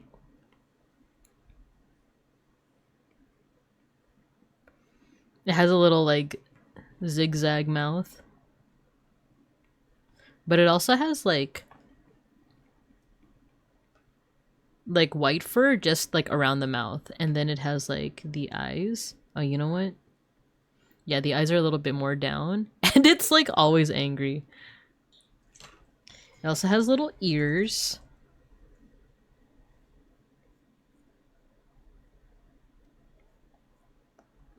The reason why I've been using like big brushes to like sketch things out lately is like I do want to get into the habit of like not being too obsessed with like little details.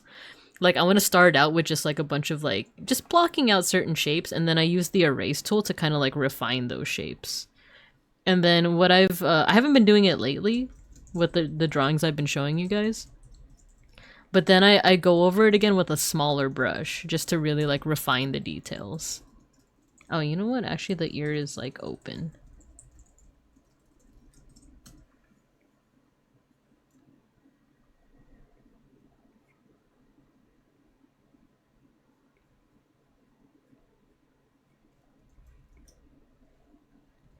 Yeah, I'm trying not to be who was it that said it this way? I think Galahughes, my VTuber sibling. I'm trying not to in his words he said I'm trying not to be so precious about like little details with my art.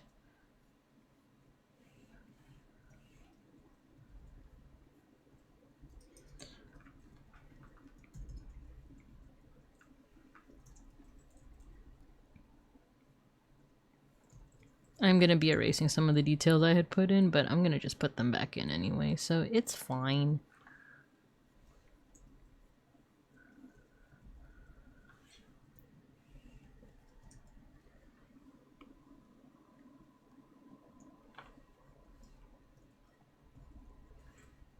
So I'm gonna draw in the features nice and big, erase it to like refine it a little bit. And then oh my god, with the eyes drawn this way is so funny looking.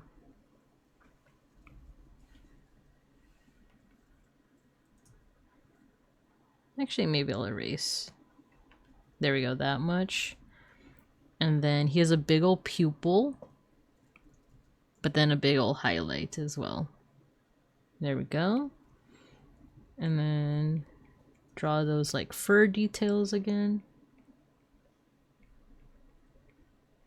And then erase to refine.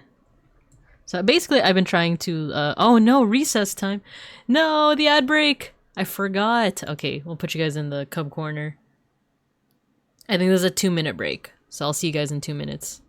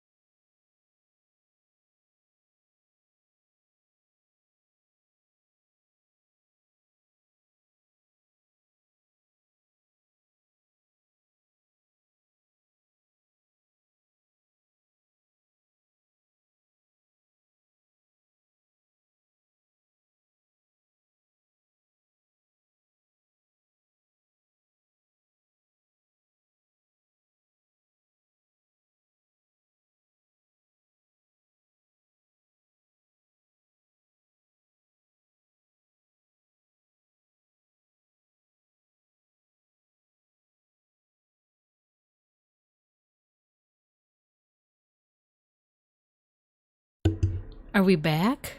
Are we back from the ad break? I had a Ratatouille like flashback moment when I heard the song, this Hikaru Utada song being played. Let me put it up a little bit.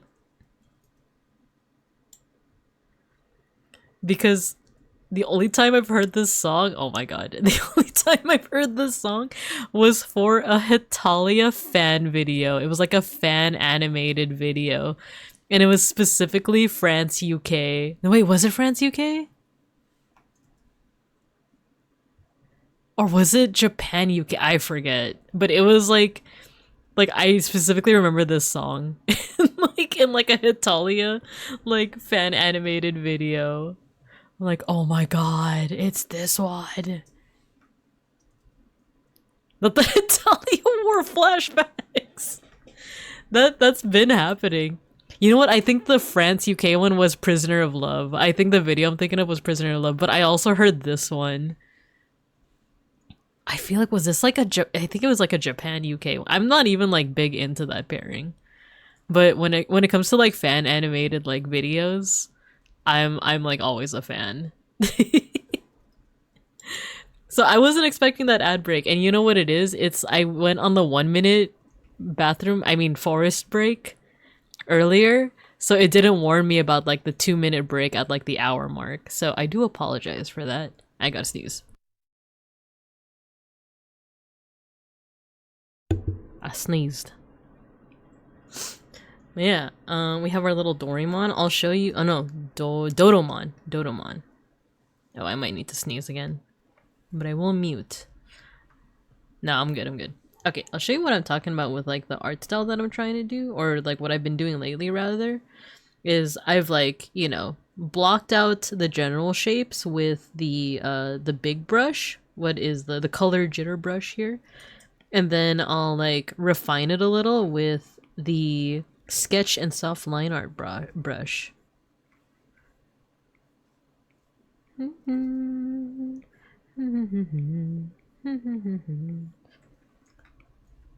I'm still erasing with the big brush, but I'll also change the eraser size as well.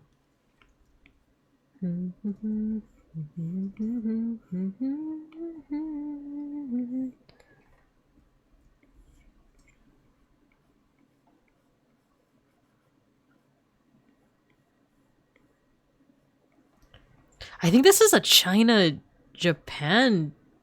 I'm still thinking about like where I heard this song from.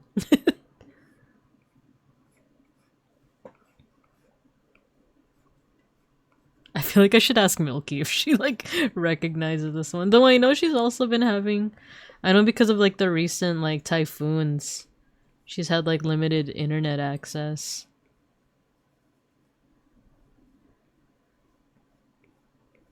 I hope that clears up for her.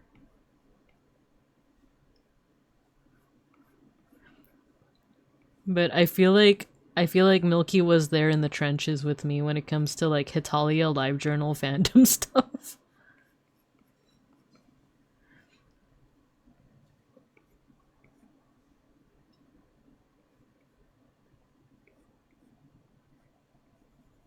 So this is both like a study of, oh, what song is this? Colors.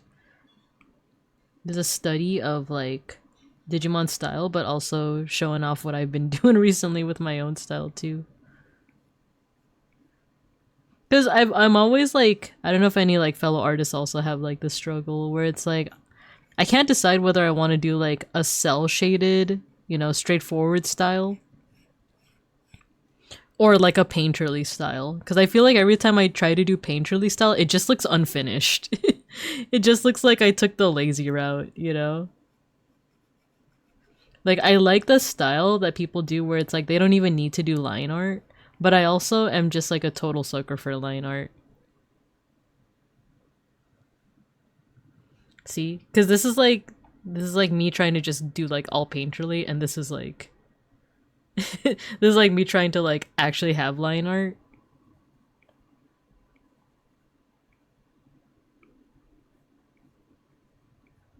I don't doubt it, yeah. So actually, I think I need to erase this one just to lighten it up a little bit.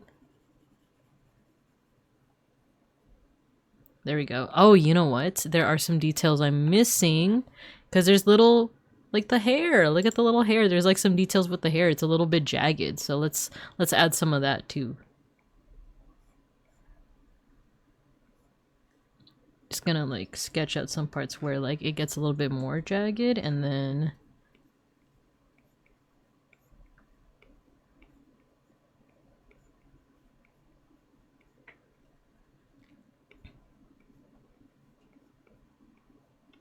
erase some. Oh, too big. Too big.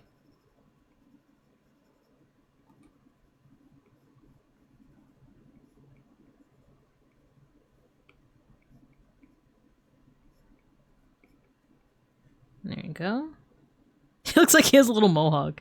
This is like what Schnackery's hair looks like when I like I like to do this thing where like, have you ever like, okay, I wouldn't recommend this if your cat hates it, but Schnackery doesn't seem to mind it, and I've made a little thing out of it. But if you ever like pet a cat and you go like the opposite way of like how their fur grows, some of the cats will get pissed, so I wouldn't recommend that at all. But Schnackery just kind of like, like, he's just okay with it. So I do what I call like giving him a little mohawk. I like to give Schnackery a little mohawk, and Beans hates it when I do that. But he has a little mohawk. It's so adorable. But also, I wouldn't recommend you do that to your own cats unless you're like 100% sure that they're okay with it. It's kind of like, have you guys ever seen, there's a guy who, I'm pretty sure he's also on like other social media, but I know him mainly through like YouTube shorts. There's a guy who holds his cat upside down as he rants about like what the cat does. Like in their daily life, it's like, oh, this little gal just threw up on my sweater again, you know?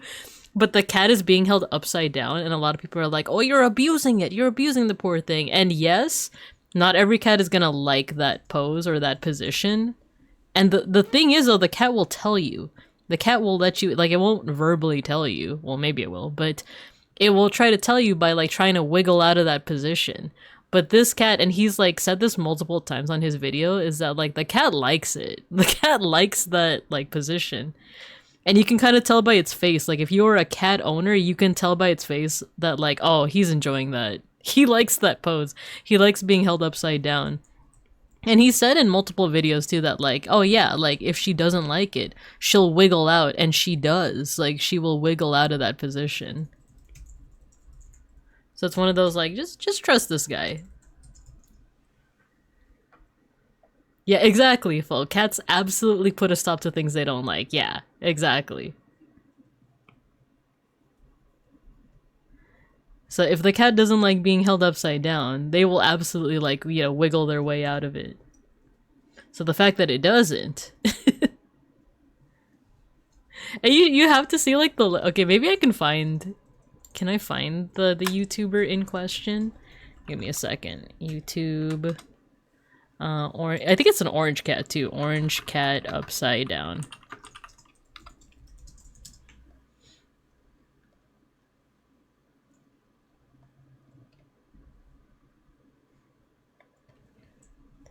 Here, I think I found it. Let's put a pause to the Utada Hikaru. Oh. Not full volume. Here you go.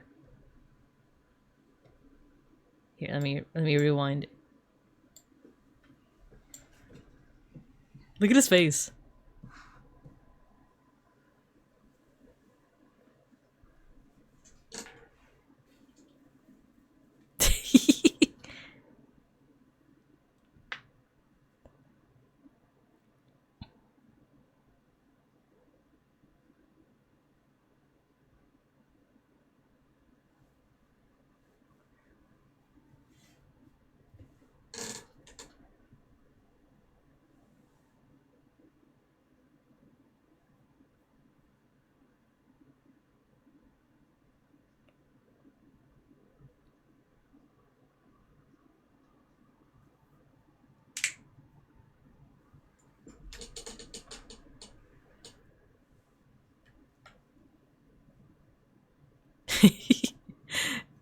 It's also like if you're a cat owner, like you recognize that face with like the mouth half open, you know, like the mouth half open with like it's if you've ever had a cat just like headbutt your hand because it's demanding pets or and scritchy scratches, that's kind of the face they make. They have like their oh you can't see my cursor. But that's kind of you can't still there we go. That's kind of the face they make with like their mouth just kind of like half open. They're just like, "Oh man." I saw vids of people stretching out their cat and afterwards they just become mush. Exactly. It's like the kind too where I saw a video of a guy with like, you know those like paper towel tubes? He'll like you know, bump the paper towel tube on the cat's butt, you know, and play it like a drum. And it's like, no, you're abusing the cat. But then like when he stops, the cat will like turn around and like meow and just be like, why'd you stop? You know? And the thing is, all cats are different. So not every cat is gonna enjoy that. Not every cat enjoys being held upside down, but the cats will let you know. That's the thing. The cats will always let you know when they dislike something. Hell, my cat Runar likes to tilt his head upside down when I carry him on his back. It's really not much different to this. Yeah, exactly. Exactly. So all that to say is that I like to give Schneckary a mohawk sometimes. Like I like to just like, you know, use one finger and run it down like his back, but like going the opposite direction of his fur. He gets like a little mohawk. And he doesn't, you know, he doesn't like shy away from me. If I try that with Gino, he would absolutely hate it. Like he would absolutely try to bite me or just like wiggle away and like fix his fur. It's funny because like, have you guys, if you guys are cat owners, have you guys ever done that thing where like you pet a cat and then your cat starts licking and grooming the spot where you just pet him, almost like I gotta get the human stench off of me. That's kind of what it's like, you know. That's kind of what it's like. You know what? I think I put too much mohawk on this guy. Let's lighten the. We're just gonna lightly use the erase tool. There we go. There we go. We got our little Dorumon. He's ready to commit some crimes. He's ready. And let's see. What else should we do? I've never even owned cats that I know a cat would protest stuff it don't like. Exactly, Sotenbori. Exactly. Okay, let's do three more little baby Digimon. And then I think we'll go to some in-training levels as well.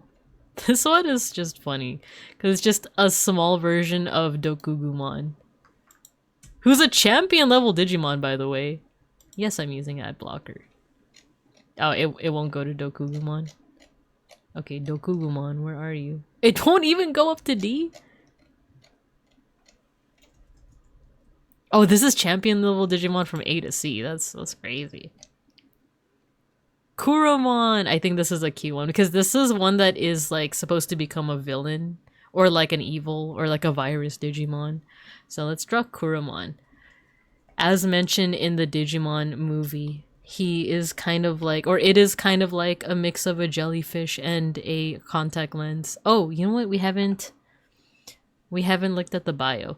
Kuromon is an unidentified Digimon whose name and design are derived from jellyfish. Kurage. It shows up in our war game, the Digimon movie, and Revenge of Diaboromon. I remember that one, because they're very cute in that one. Runa does the opposite. He slaps if I try to fix his bed head. Aww. You'd think some things are more obvious, right? Right? Exactly. But I think sometimes people just like to, whether it's performative or well-meaning, sometimes people just like to, be like, no, don't do that. Okay, so we have the big eyeball. It has little ears. That's so cute. And then how many little legs does it have? 1, 2, 3, 4. It has like a little one here. It kind of is like a jellyfish in a way. But when I think of jellyfish, I think of like, you know, this one's with like the big like trailing ones. I know that there's like the jellyfish that are more like this, you know, and their legs are a little bit smaller, but I think of the ones with like the long trailing legs. And I also think of have you guys ever watched, this is like one of those like seasonal animes that like I think was pretty big when it was airing, but I don't know if like, you know, the youngins, the younger generations know more about it, but Princess Jellyfish. That was a pretty good anime.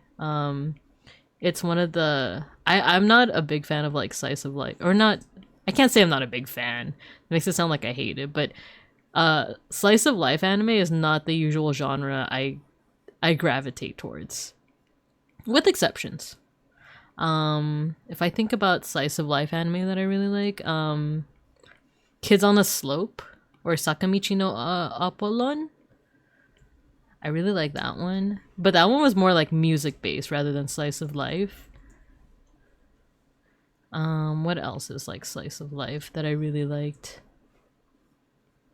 But yeah, Princess Jelly. Oh no, free up space to continue. Oh no. Choose sites to clear.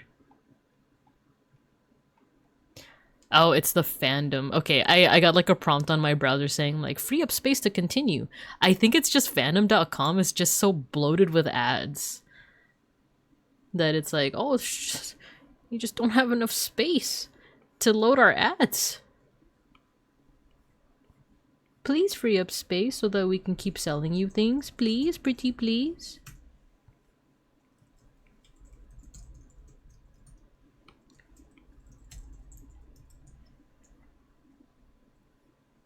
Oh, I didn't even put on music. I gotta put the music back on. There we go.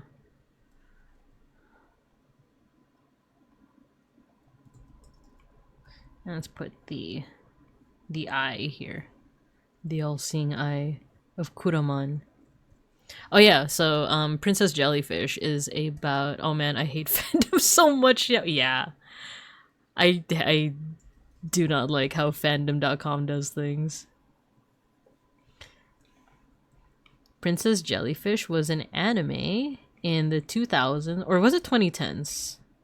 But it was about this what was actually like the start of the plot, because basically like I remember the characters. I remember that there is like a collection of women who like know that they're not considered conventionally beautiful, so they all like house together. And then there's a guy who likes to cross dress. Oh, give me a second.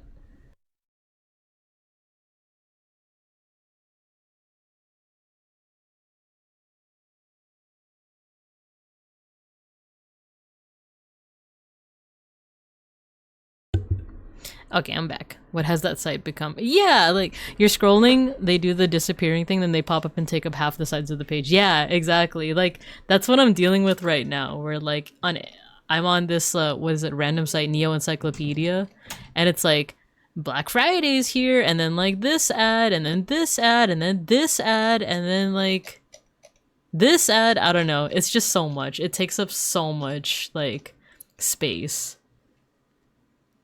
It's so bothersome. Yeah, I don't remember much of the plot of Princess Jellyfish, but I do remember the characters are so like memorable, because there's a guy who's like who cross dresses, but not for any like reason of like, you know, repressed sexuality or what they used to say about people who cross dress, but just because like they enjoy the fashion, you know.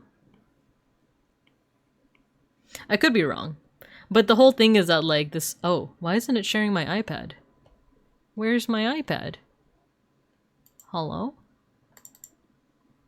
What happened to my iPad sharing thing? What the? How long has my iPad not been showing up on the screen? Was it just now, or has it like been a minute? Let me hide this.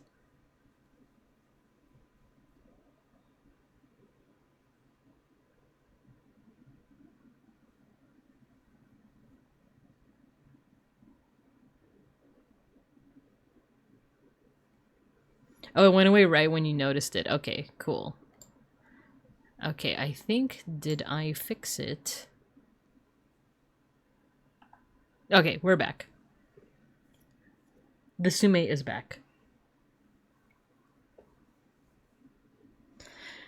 You said, where's my iPad in the same tone as, where's my glasses? I can't see without my glasses. That's a bit big, actually. I can't see ish without my glasses. Someone said that I, like, said something in that same tone. I was at work and I was like, I think I would, like, went somewhere in, like, the room that we were using at a school site. And then I, like, forgot my salad. I forgot my salad somewhere. I'm like, oh no, my salad! And then someone was like, you sound exactly like Velma. When she says, like, oh, my glasses! I can't see anything without my glasses! I think that's just what I sound like. I just sound like Velma sometimes. It's like, oh no, my salad! Oh no, my crab rangoons!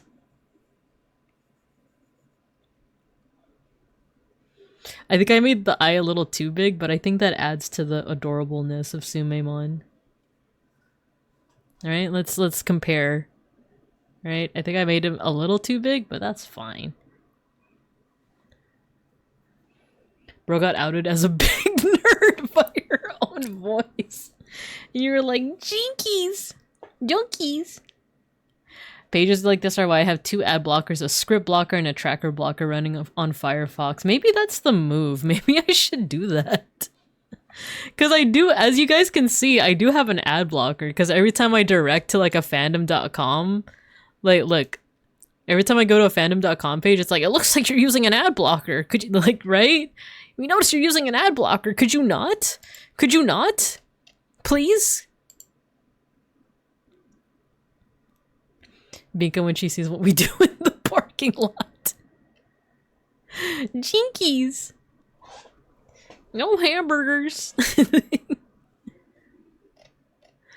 Alright, who's next? Who should I draw next? I'm leaning towards Leafmon because I think the leaf is a pretty cool, like, extra thing. Because a lot of these are just, like, you know, blobby, melting, as Folk had said. Maybe Mokumon as well? Pabumon? That one's, like, actually melting. Pabu! Bardawolf, hello, hello. We're drawing some Digimon right now. The van is now called Mysterio Machina.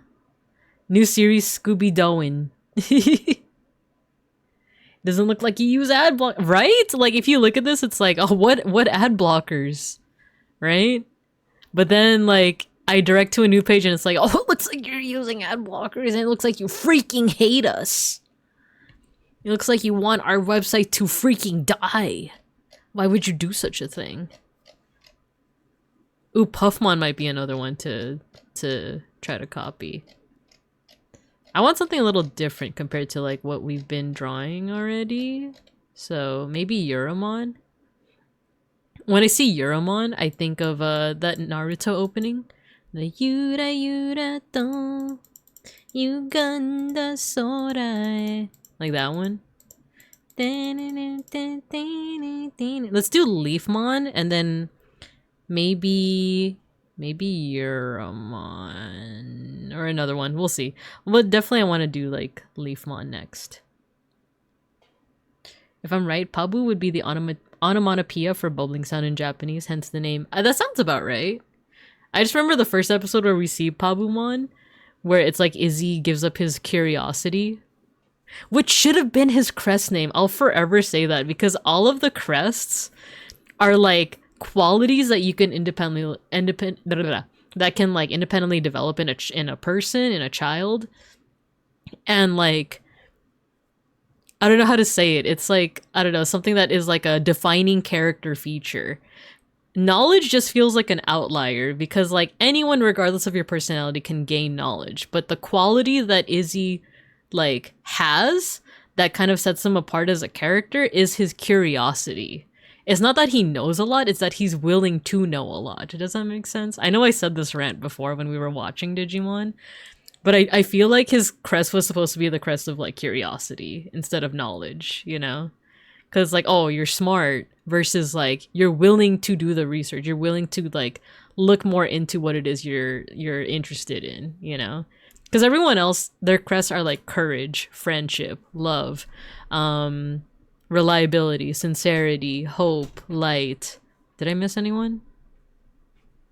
I think that's everyone. Miracles. I think, okay, that was another outlier. It's like the crest of all these things that you can develop in yourself as a person, and then the crest of miracles. Actually, light too. Light and miracles. Oh, kindness is another one. Ken's crest is the crest of kindness. So let's draw a leaf mod. Speaking of, let's draw a leaf mod. So we got ourselves another circle. Actually, depending on, we might not have enough time to go into the in-training Digimon. Unless I just cut the yaps, you know? But I like yapping, that's the thing. We'll try to draw these. Oh, you know what? Leafmon also has a little pacifier. Little tipon. We got little ears. Ooh, the shape of the leaf is pretty interesting.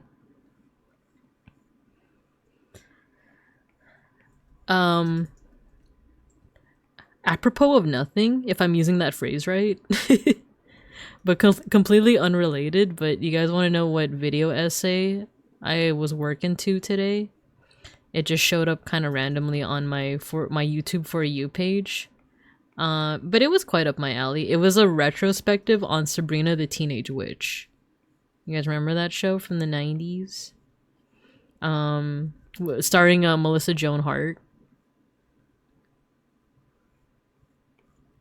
It was a whole retrospective of it, and like it was one of those series that like I definitely grew up watching, but like if you were to ask me to like relay the plot to you, it would just be like, oh, Sabrina is a teenage witch and she's in love with Harvey and she like lives with her two witch aunts, Hilda and Zelda.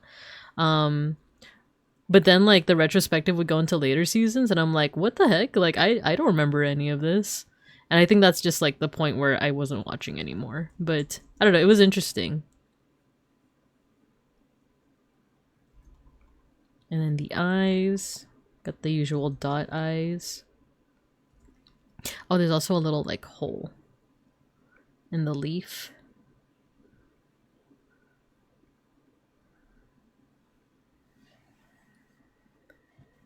No, I go back to that K-pop Demon Hunter Funko Pop. I think light gets a pass because it's being more used in the sense of, oh, purity. Ah, okay. How's the bear cats? The cats are catting it up. Oh, Schneckery is loafing. He's loafing in the background. It's adorable. He's currently loafing on Beans and I have a floor chair now. It's actually pretty handy. I did like doubt it at first. Because basically, I don't know if I mentioned this, but our room setup it's a pretty small room. Despite it being like the master bedroom, but it's pretty small. So our room like basically is our bed plus our desks and like a small-ish like TV. But our bed, in order to like maximize the space that we have, especially during the daytime, it actually is like a folding mattress. So like we fold it up during the daytime so that we have a little bit more floor space. There you go, just adding those little touches here. So we have a little bit more floor space, but we also got a floor chair. One that doesn't have like legs per se, it's just like the chair itself, but it folds up. So you can like put it aside like during the evening when we have to fold the bed back out. And then when you combine it with like a floor height, I don't know how to quite like describe it. So basically I can actually draw it. Chair looks like this.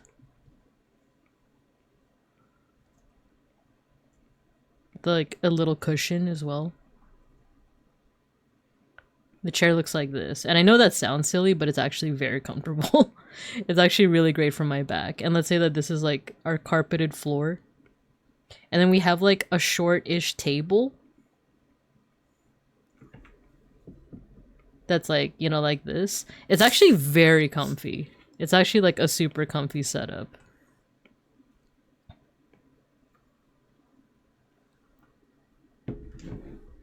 I didn't really like the shows with real people in them. I mostly watch cartoons. I was very much the same way because like I feel like people have asked me about like some 90s shows that were like popular back in the day.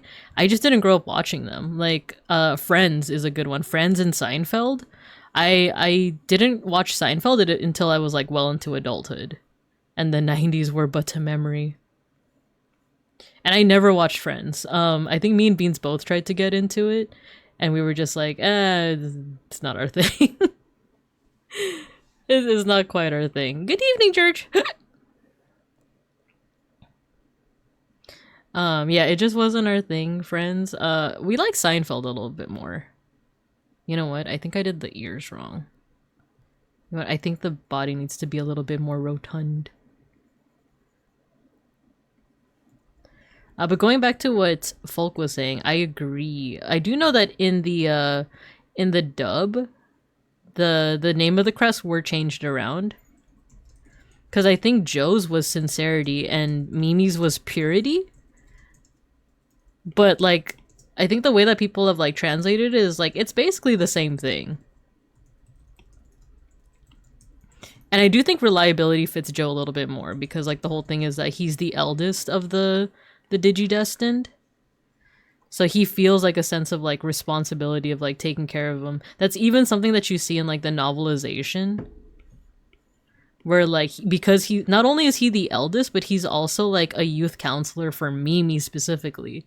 Which is why they have like such a close relationship and why I ship them. Like, so there's that, and then Purity for Mimi is just more of like, she's pure in her emotions. She's pure in like how she reacts to other people. So in that way, like I think that's why I am okay also with the use of like Purity as a crest.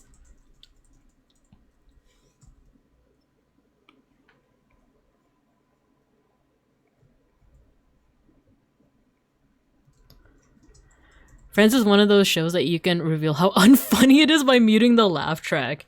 Yeah, and it's funny because like I think, oh my god, when was it? We went on a trip semi recently. I forgot whether it was Sandy Bergo or like another trip where like we were in the hotel and we had nothing better to watch, so we did watch a little bit of Friends and found ourselves like okay, I kind of see the charm in it, but like most other times it's just like I like I don't get it. Plus, Friends probably perpetuate. Oh, Schnackery.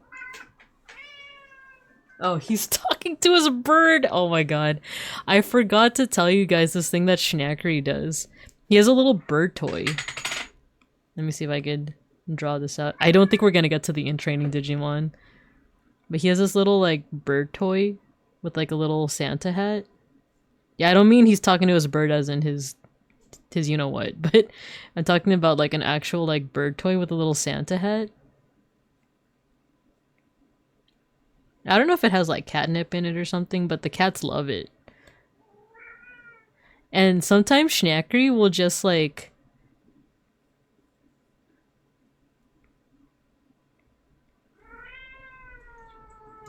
Oh my god.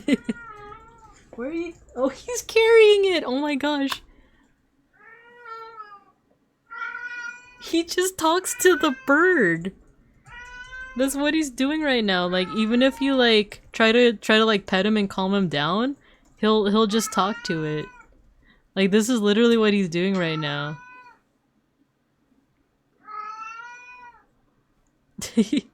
He'll just like sit and just like talk to the bird.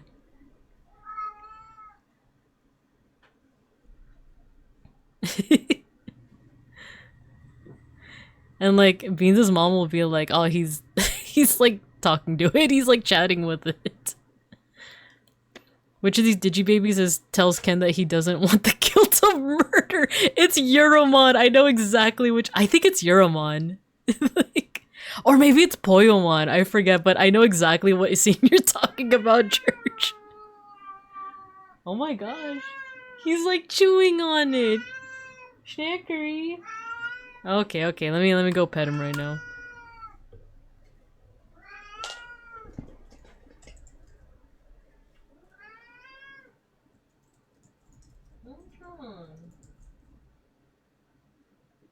Your friend?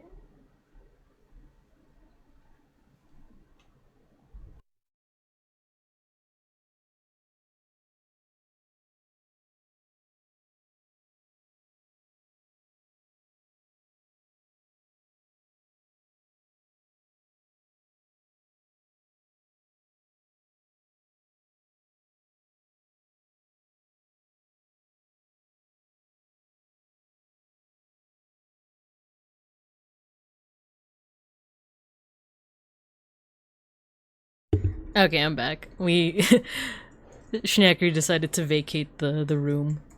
He was tired of talking to his bird friend. But yeah, this is what Schnacker was doing. Like he literally just meows at the bird. Beans has literally said the exact same thing to me. Wait, what? Friends. Oh yeah, yeah. If you mute the laugh track, it's it's the same thing with what is it? Oh, Pet the cat. What's that one show? Big Bang Theory. Have you guys seen the videos where you just mute the laugh track? And it's it's like very awkward. Such cute names for your cats too. How do you spell it? Schnackery? Yeah, like that. Pretty much like that.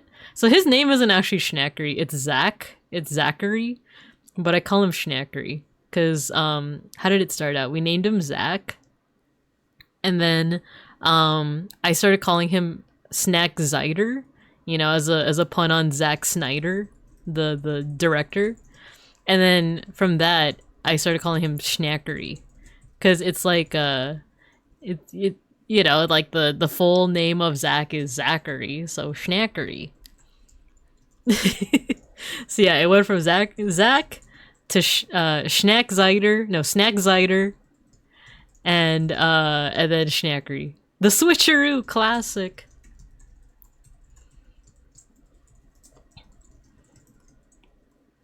I can't stop thinking about what Church said. Let me hide this one, because there is an episode where Ken, I don't want to spoil it for those who haven't seen it yet, because we were supposed to do a watch along of Digimon 02 this past summer, but I just got way too busy. Oh, dang it. I just got too busy. But eventually I do want to do that.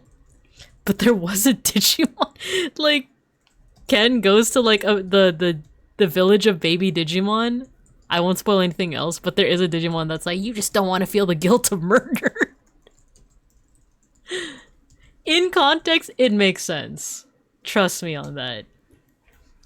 I think we talked about how everybody loves Raymond without a laugh track on a previous stream, which just turns the scene into awkward domestic incident. Oh jeez. Save Martha! Why did you say that name? Why did you say that name? Switching the first 1 to 3 letters in words is one of my favorite things to do. I totally get it. You'll love to see it. Twisty, hello. You got your sticker. Ken's backstory goes hard. Yeah, it's like pretty well, I was gonna say pretty dark, but like, Digimon does get dark, like, surprisingly quickly. There's like a good amount of death, but yeah, Ken's backstory goes hard. But I do also remember being like, so like, who the heck is this character that's with Ken in one of his flashbacks? And then you see that character in the next season of Digimon, which isn't part of the same continuity.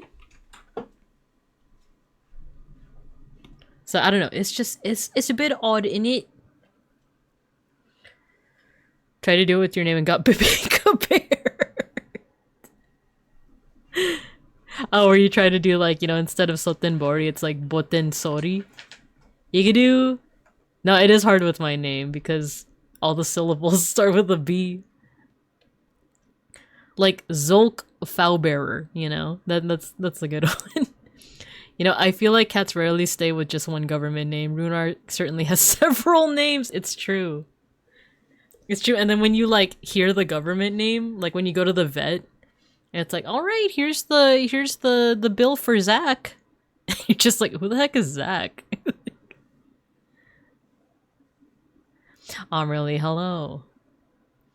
When it touches on dark stuff, that's such an interesting dynamic. I think being stuck with only lighthearted and action stuff, I don't think is nearly as compelling. Yeah! Snack! It's Snack! It's Snackery, I swear. Alright, one more fresh Digimon. And then we'll see how we feel, because maybe I'll call it, maybe we'll go on for a little bit longer. Metal Koromon's a cool one, also known as Choromon. But I want one with a bit more of a unique shape. Maybe Pichimon? Maybe Popomon? Puffmon's also an interesting one, because it has a lot of texture. And there's also Euromon? Yura to.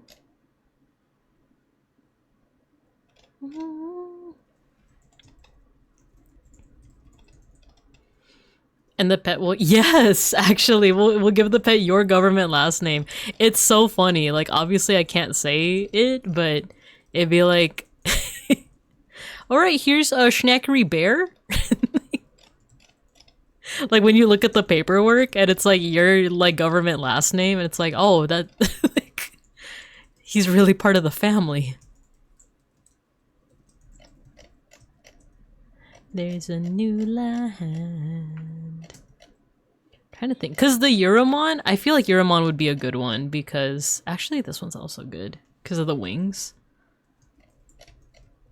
Or Puomon, that one's also funny looking. This one's so funny looking, the little like three mouth. And then this one has like a little tooth. But this one also has like the ears that you see in a lot of Digimon too. Been replaying Birth by Sleep. Oh, cool. I've only played Kingdom Hearts 1, 2, or 1 Chain of Memories and 2, but I never actually finished 2. Because I think something happened to my save file. Okay,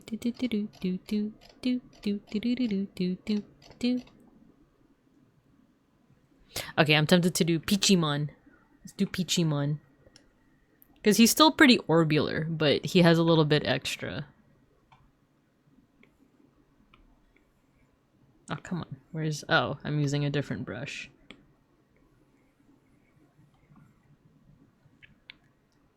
And then he has like a little like tail, almost like the yin-yang symbol. Almost like the yin-yang twins.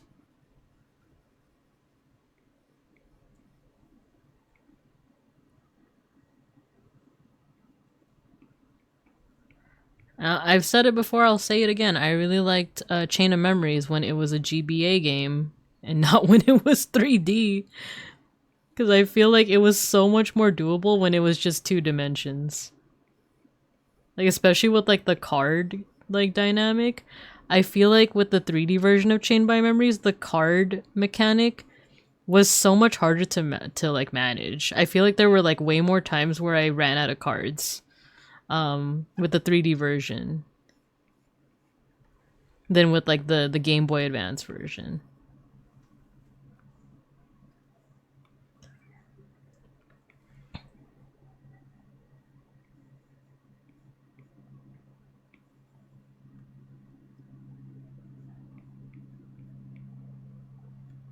It has little fins because it eventually becomes Bukamon. I think after this one, I was hoping to do In Training Digimon 2, but I might actually call it after this one because I am starting to get kind of hungry.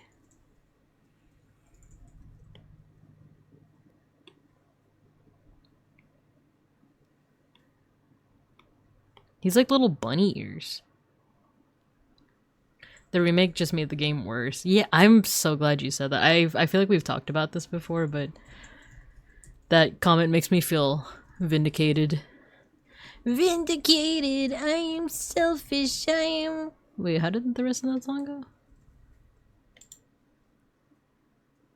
Even though the song is also a banger, but... How did that song go? We're gonna listen to it. Vindicated, I am selfish.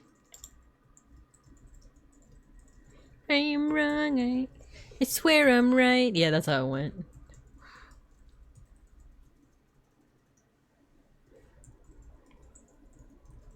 The games after KH2 are where the plot gets a tad complicated. Oh, I've seen those 2.5 hour like lore videos on Kingdom Hearts, because that is essentially where I stopped. So I was like, okay, let's find out.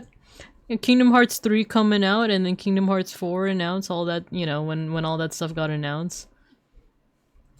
It's like, alright, maybe I should like catch up on the lore. Let's check this out. And then like you like listen to the lore videos and it's like, what?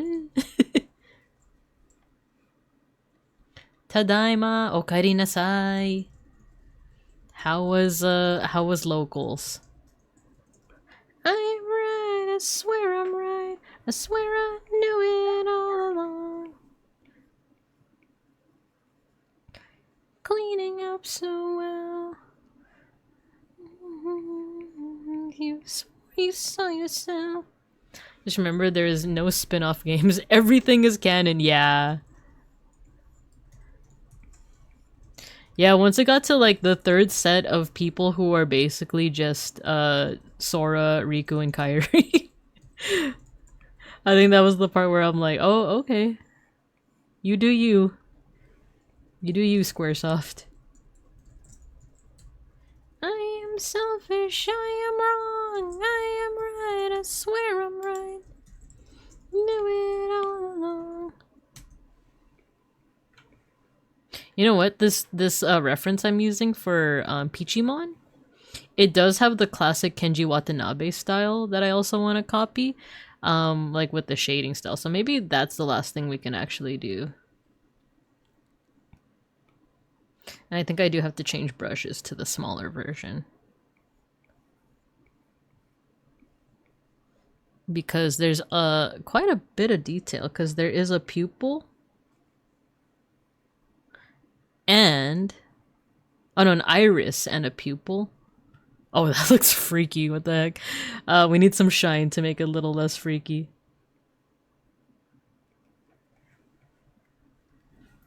You know what? It's this. It makes it look like it has like eyeliner.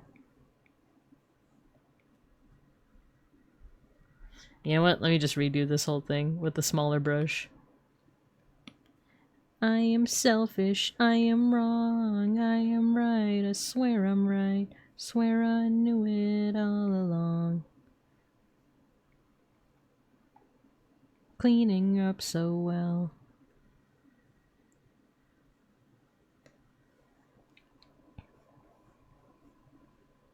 And then he has a little, like, little points on his eye.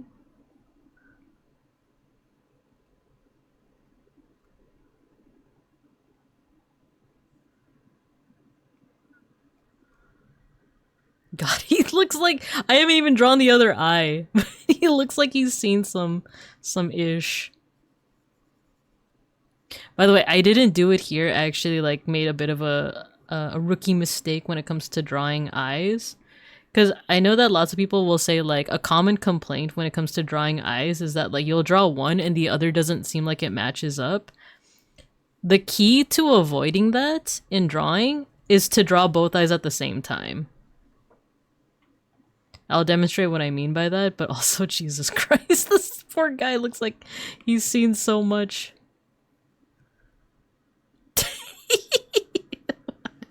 His eyes look like that. So I die happy. The burst to break a berry.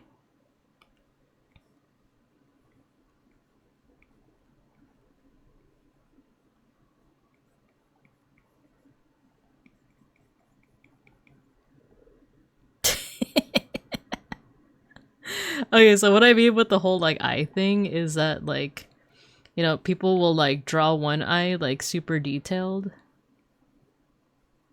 You know? They'll put in, like, all the fixins and all that. And then they'll draw the other eye. And it, like, won't quite I'm, like, over-exaggerating it just to, like, prove a point, but... and it, like, won't quite match, right? The key to avoiding that pitfall is to draw them at the same time. I don't mean with, like, both your arms at the same time. But let's say, like, you draw the top of the eye first for this eye, and then you draw the top of the eye for, like, the other eye. And then bottom of the eye, bottom of the eye.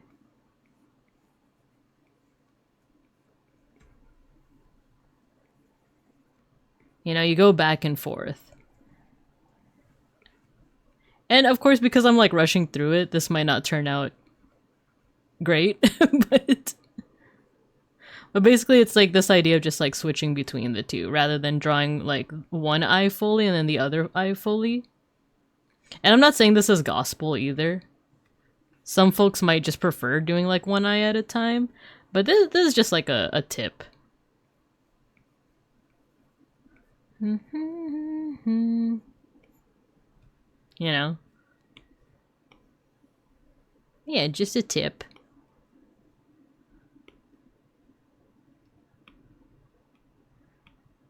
Oh my god, and then you go back to this guy.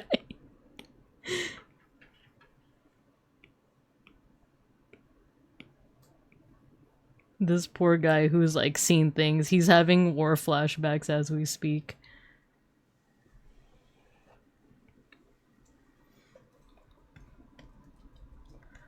Let's see. What did I miss out on? They definitely brought the Final Fantasy tradition of convoluted plots over perfectly. I agree. I went X3 out of 5 rounds. It was the new type challenge. Oh, okay. The summarizing the overarching plot isn't too time consuming. Yeah, true. I'm frustrated knowing 2 turns later that I threw 2 of those matches. Oh my gosh, dude. Sometimes I linger on like matches that I know I could have won if I was just not impatient. Because I've lost 2 matches that I could have had in the bag, you know? Yo, Flareon64, thank you for joining the class. Glad to have you here. My name's Babinka Bear. I'm your local Sun Bear art history teacher and educational streamer. We're currently drawing Digimon right now. We're doing like drawing studies, but I'm also just yapping right now. But yeah, talking about like Digimon TCG stuff, there are 2 specific matches that like I knew for a fact I could have won, but I was too impatient and I tried to go in for like, you know, the swing for game without clearing the board first, without clearing my opponent's board first, and it was disastrous. And it's so frustrating knowing that like you could have had it had I just like cleared the board first. It's quite literally a rookie mistake.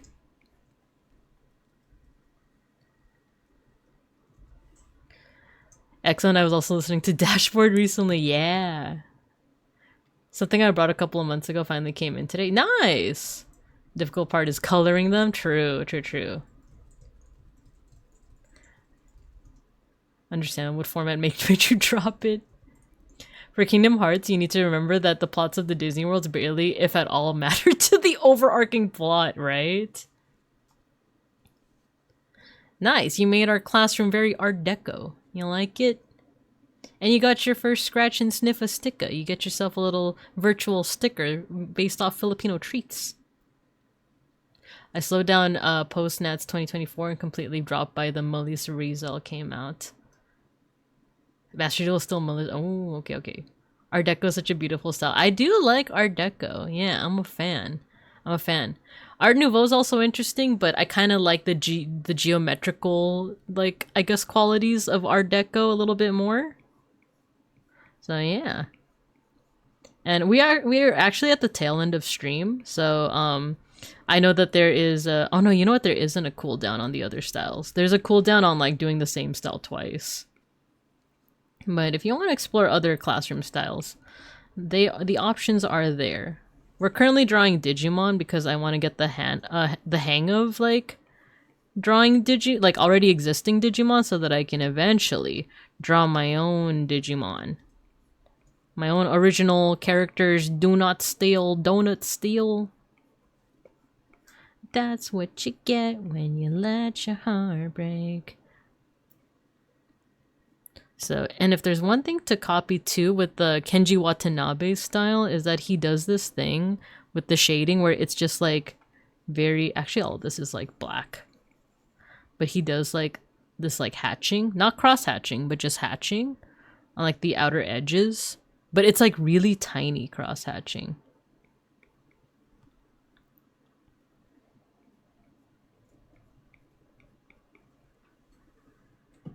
But it usually also follows the curve of whatever, like if something has a curve, the little hatching will follow it.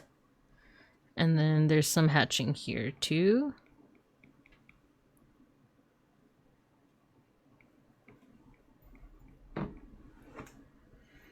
Okay, there we go. The eyes, dude! The freaking eyes. Oh, let me snooze that ad. But I think we're pretty much finishing up here. My mental got shot knowing I lost to the best player because I literally threw the match. It's very Great Gatsby. I agree. I agree. All I had to do was keep swinging, but I made unfavorable trades on the board instead, literally beating myself up. No. For the uninitiated art bear, Malice is Alice in Wonderland mixed with programming language hacking mixed with anime girls. That sounds pretty cool, actually. And Ryziel is giant robots, one with hot rod flames. That's sick. 4 hand crafts, 1 card shorter. I love 2022 format where 2 cards combos mattered and where board breaking with engine was more common. I play a game that kind of reminds me of Digimon. It's called Super Monster League. Ooh, what's that one about? When you say you play Digimon, are you talking about like a TCG or is it like a video game? Oh no, why did I guess my iPad disappeared again, but I guess that's just a sign that probably it's time to call it, right? But don't worry, I will post the finished art on my Twitter. Yeah, I'll post it on my Twitter, on my social media, and on the Discord. And if you guys need to know that info, it is in the chat. It's a mobile game. Oh, okay, okay. Your iPad wants sleep. Probably.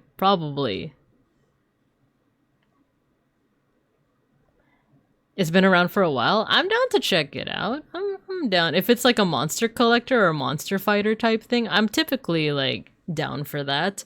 But yeah, like this whole like stream was basically to get the handle of like some like styles or like some similarities between like certain Digimon levels, just so that I can get to the point where I can like confidently try to copy that style and make my own Digimon.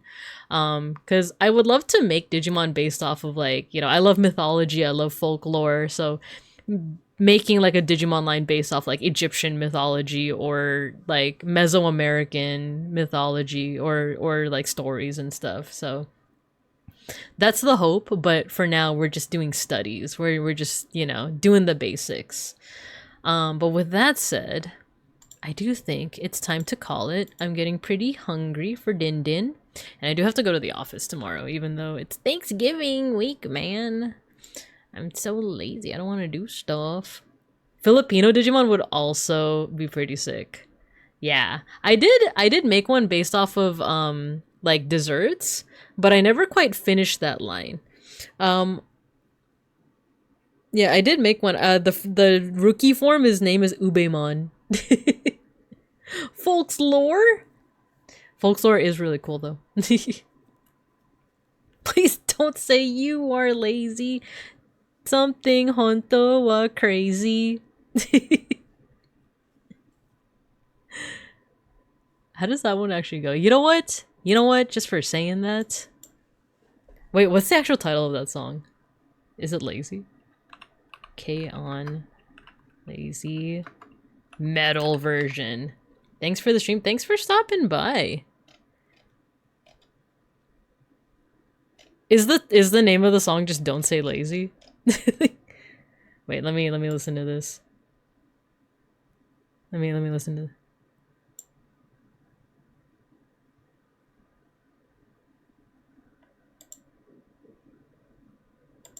Yeah, I guess this is. Or there's a band cover. We can listen to the band cover.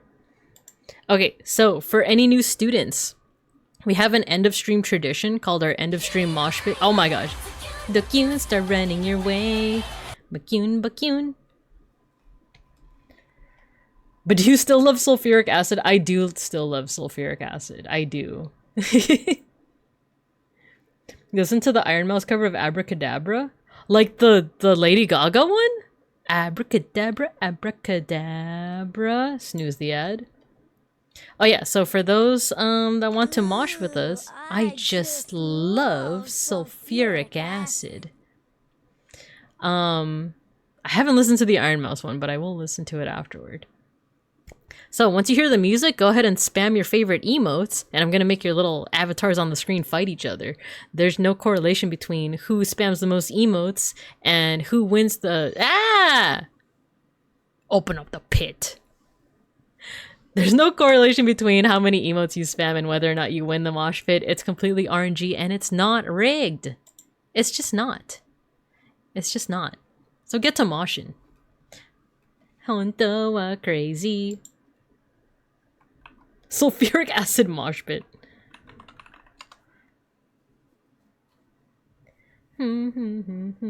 It's not rigged. It's not. Din din din din din din din din din din bam bam bam.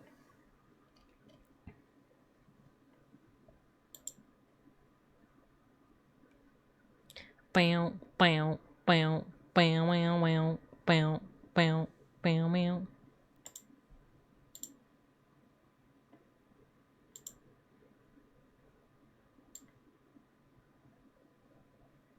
Tissue Hime. Is this the face of a rigger?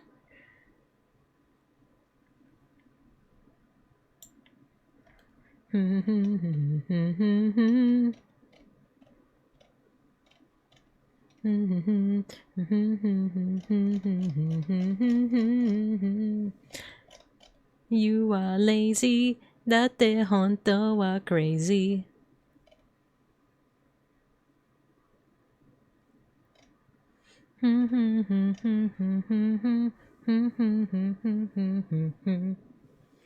Yo, folk, you won the mosh pit. See, I'm telling you guys. I'm telling you guys that it's not rigged. But can you win round 2? Oh yeah, there's still like 4.5 minutes left. Okay, who are we raiding into though?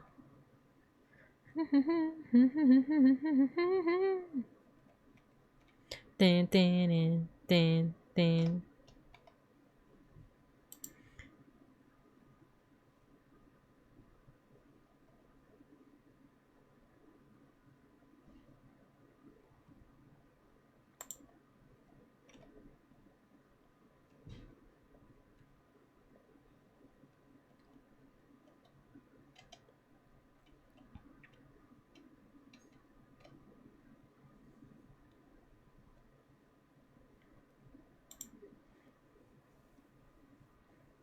Aros just started, so we're probably gonna raid into Aros. Welp. Rigged one by a bear? Why did I get ads? I freaking paused ads, no!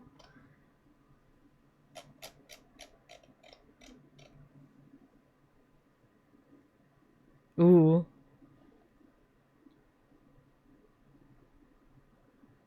Yo, Orlando survived the mosh pit. Let's go. I think we have enough time for a round 3. Oh, this solo is kind of sick. It goes hard.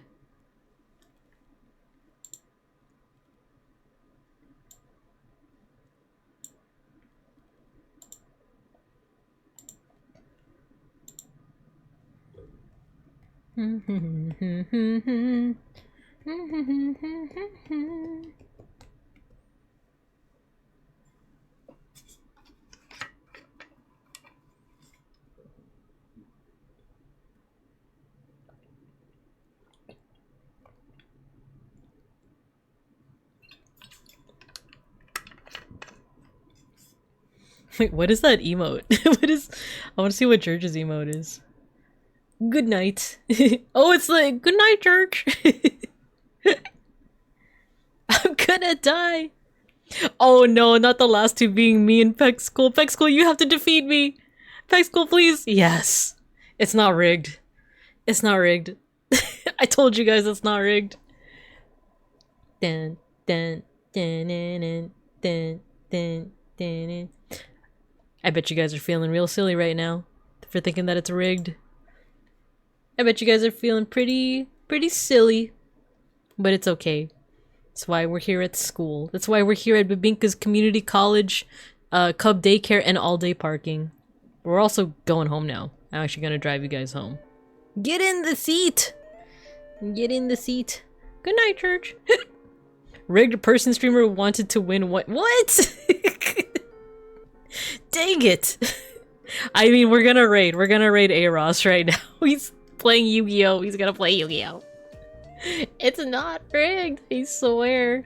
But I'll see you guys, I think Wednesday. I know it's a rare Wednesday stream. Unless my... Okay, we're gonna see. We're gonna see. My apartment's getting fumigated. We're gonna see. We're gonna see.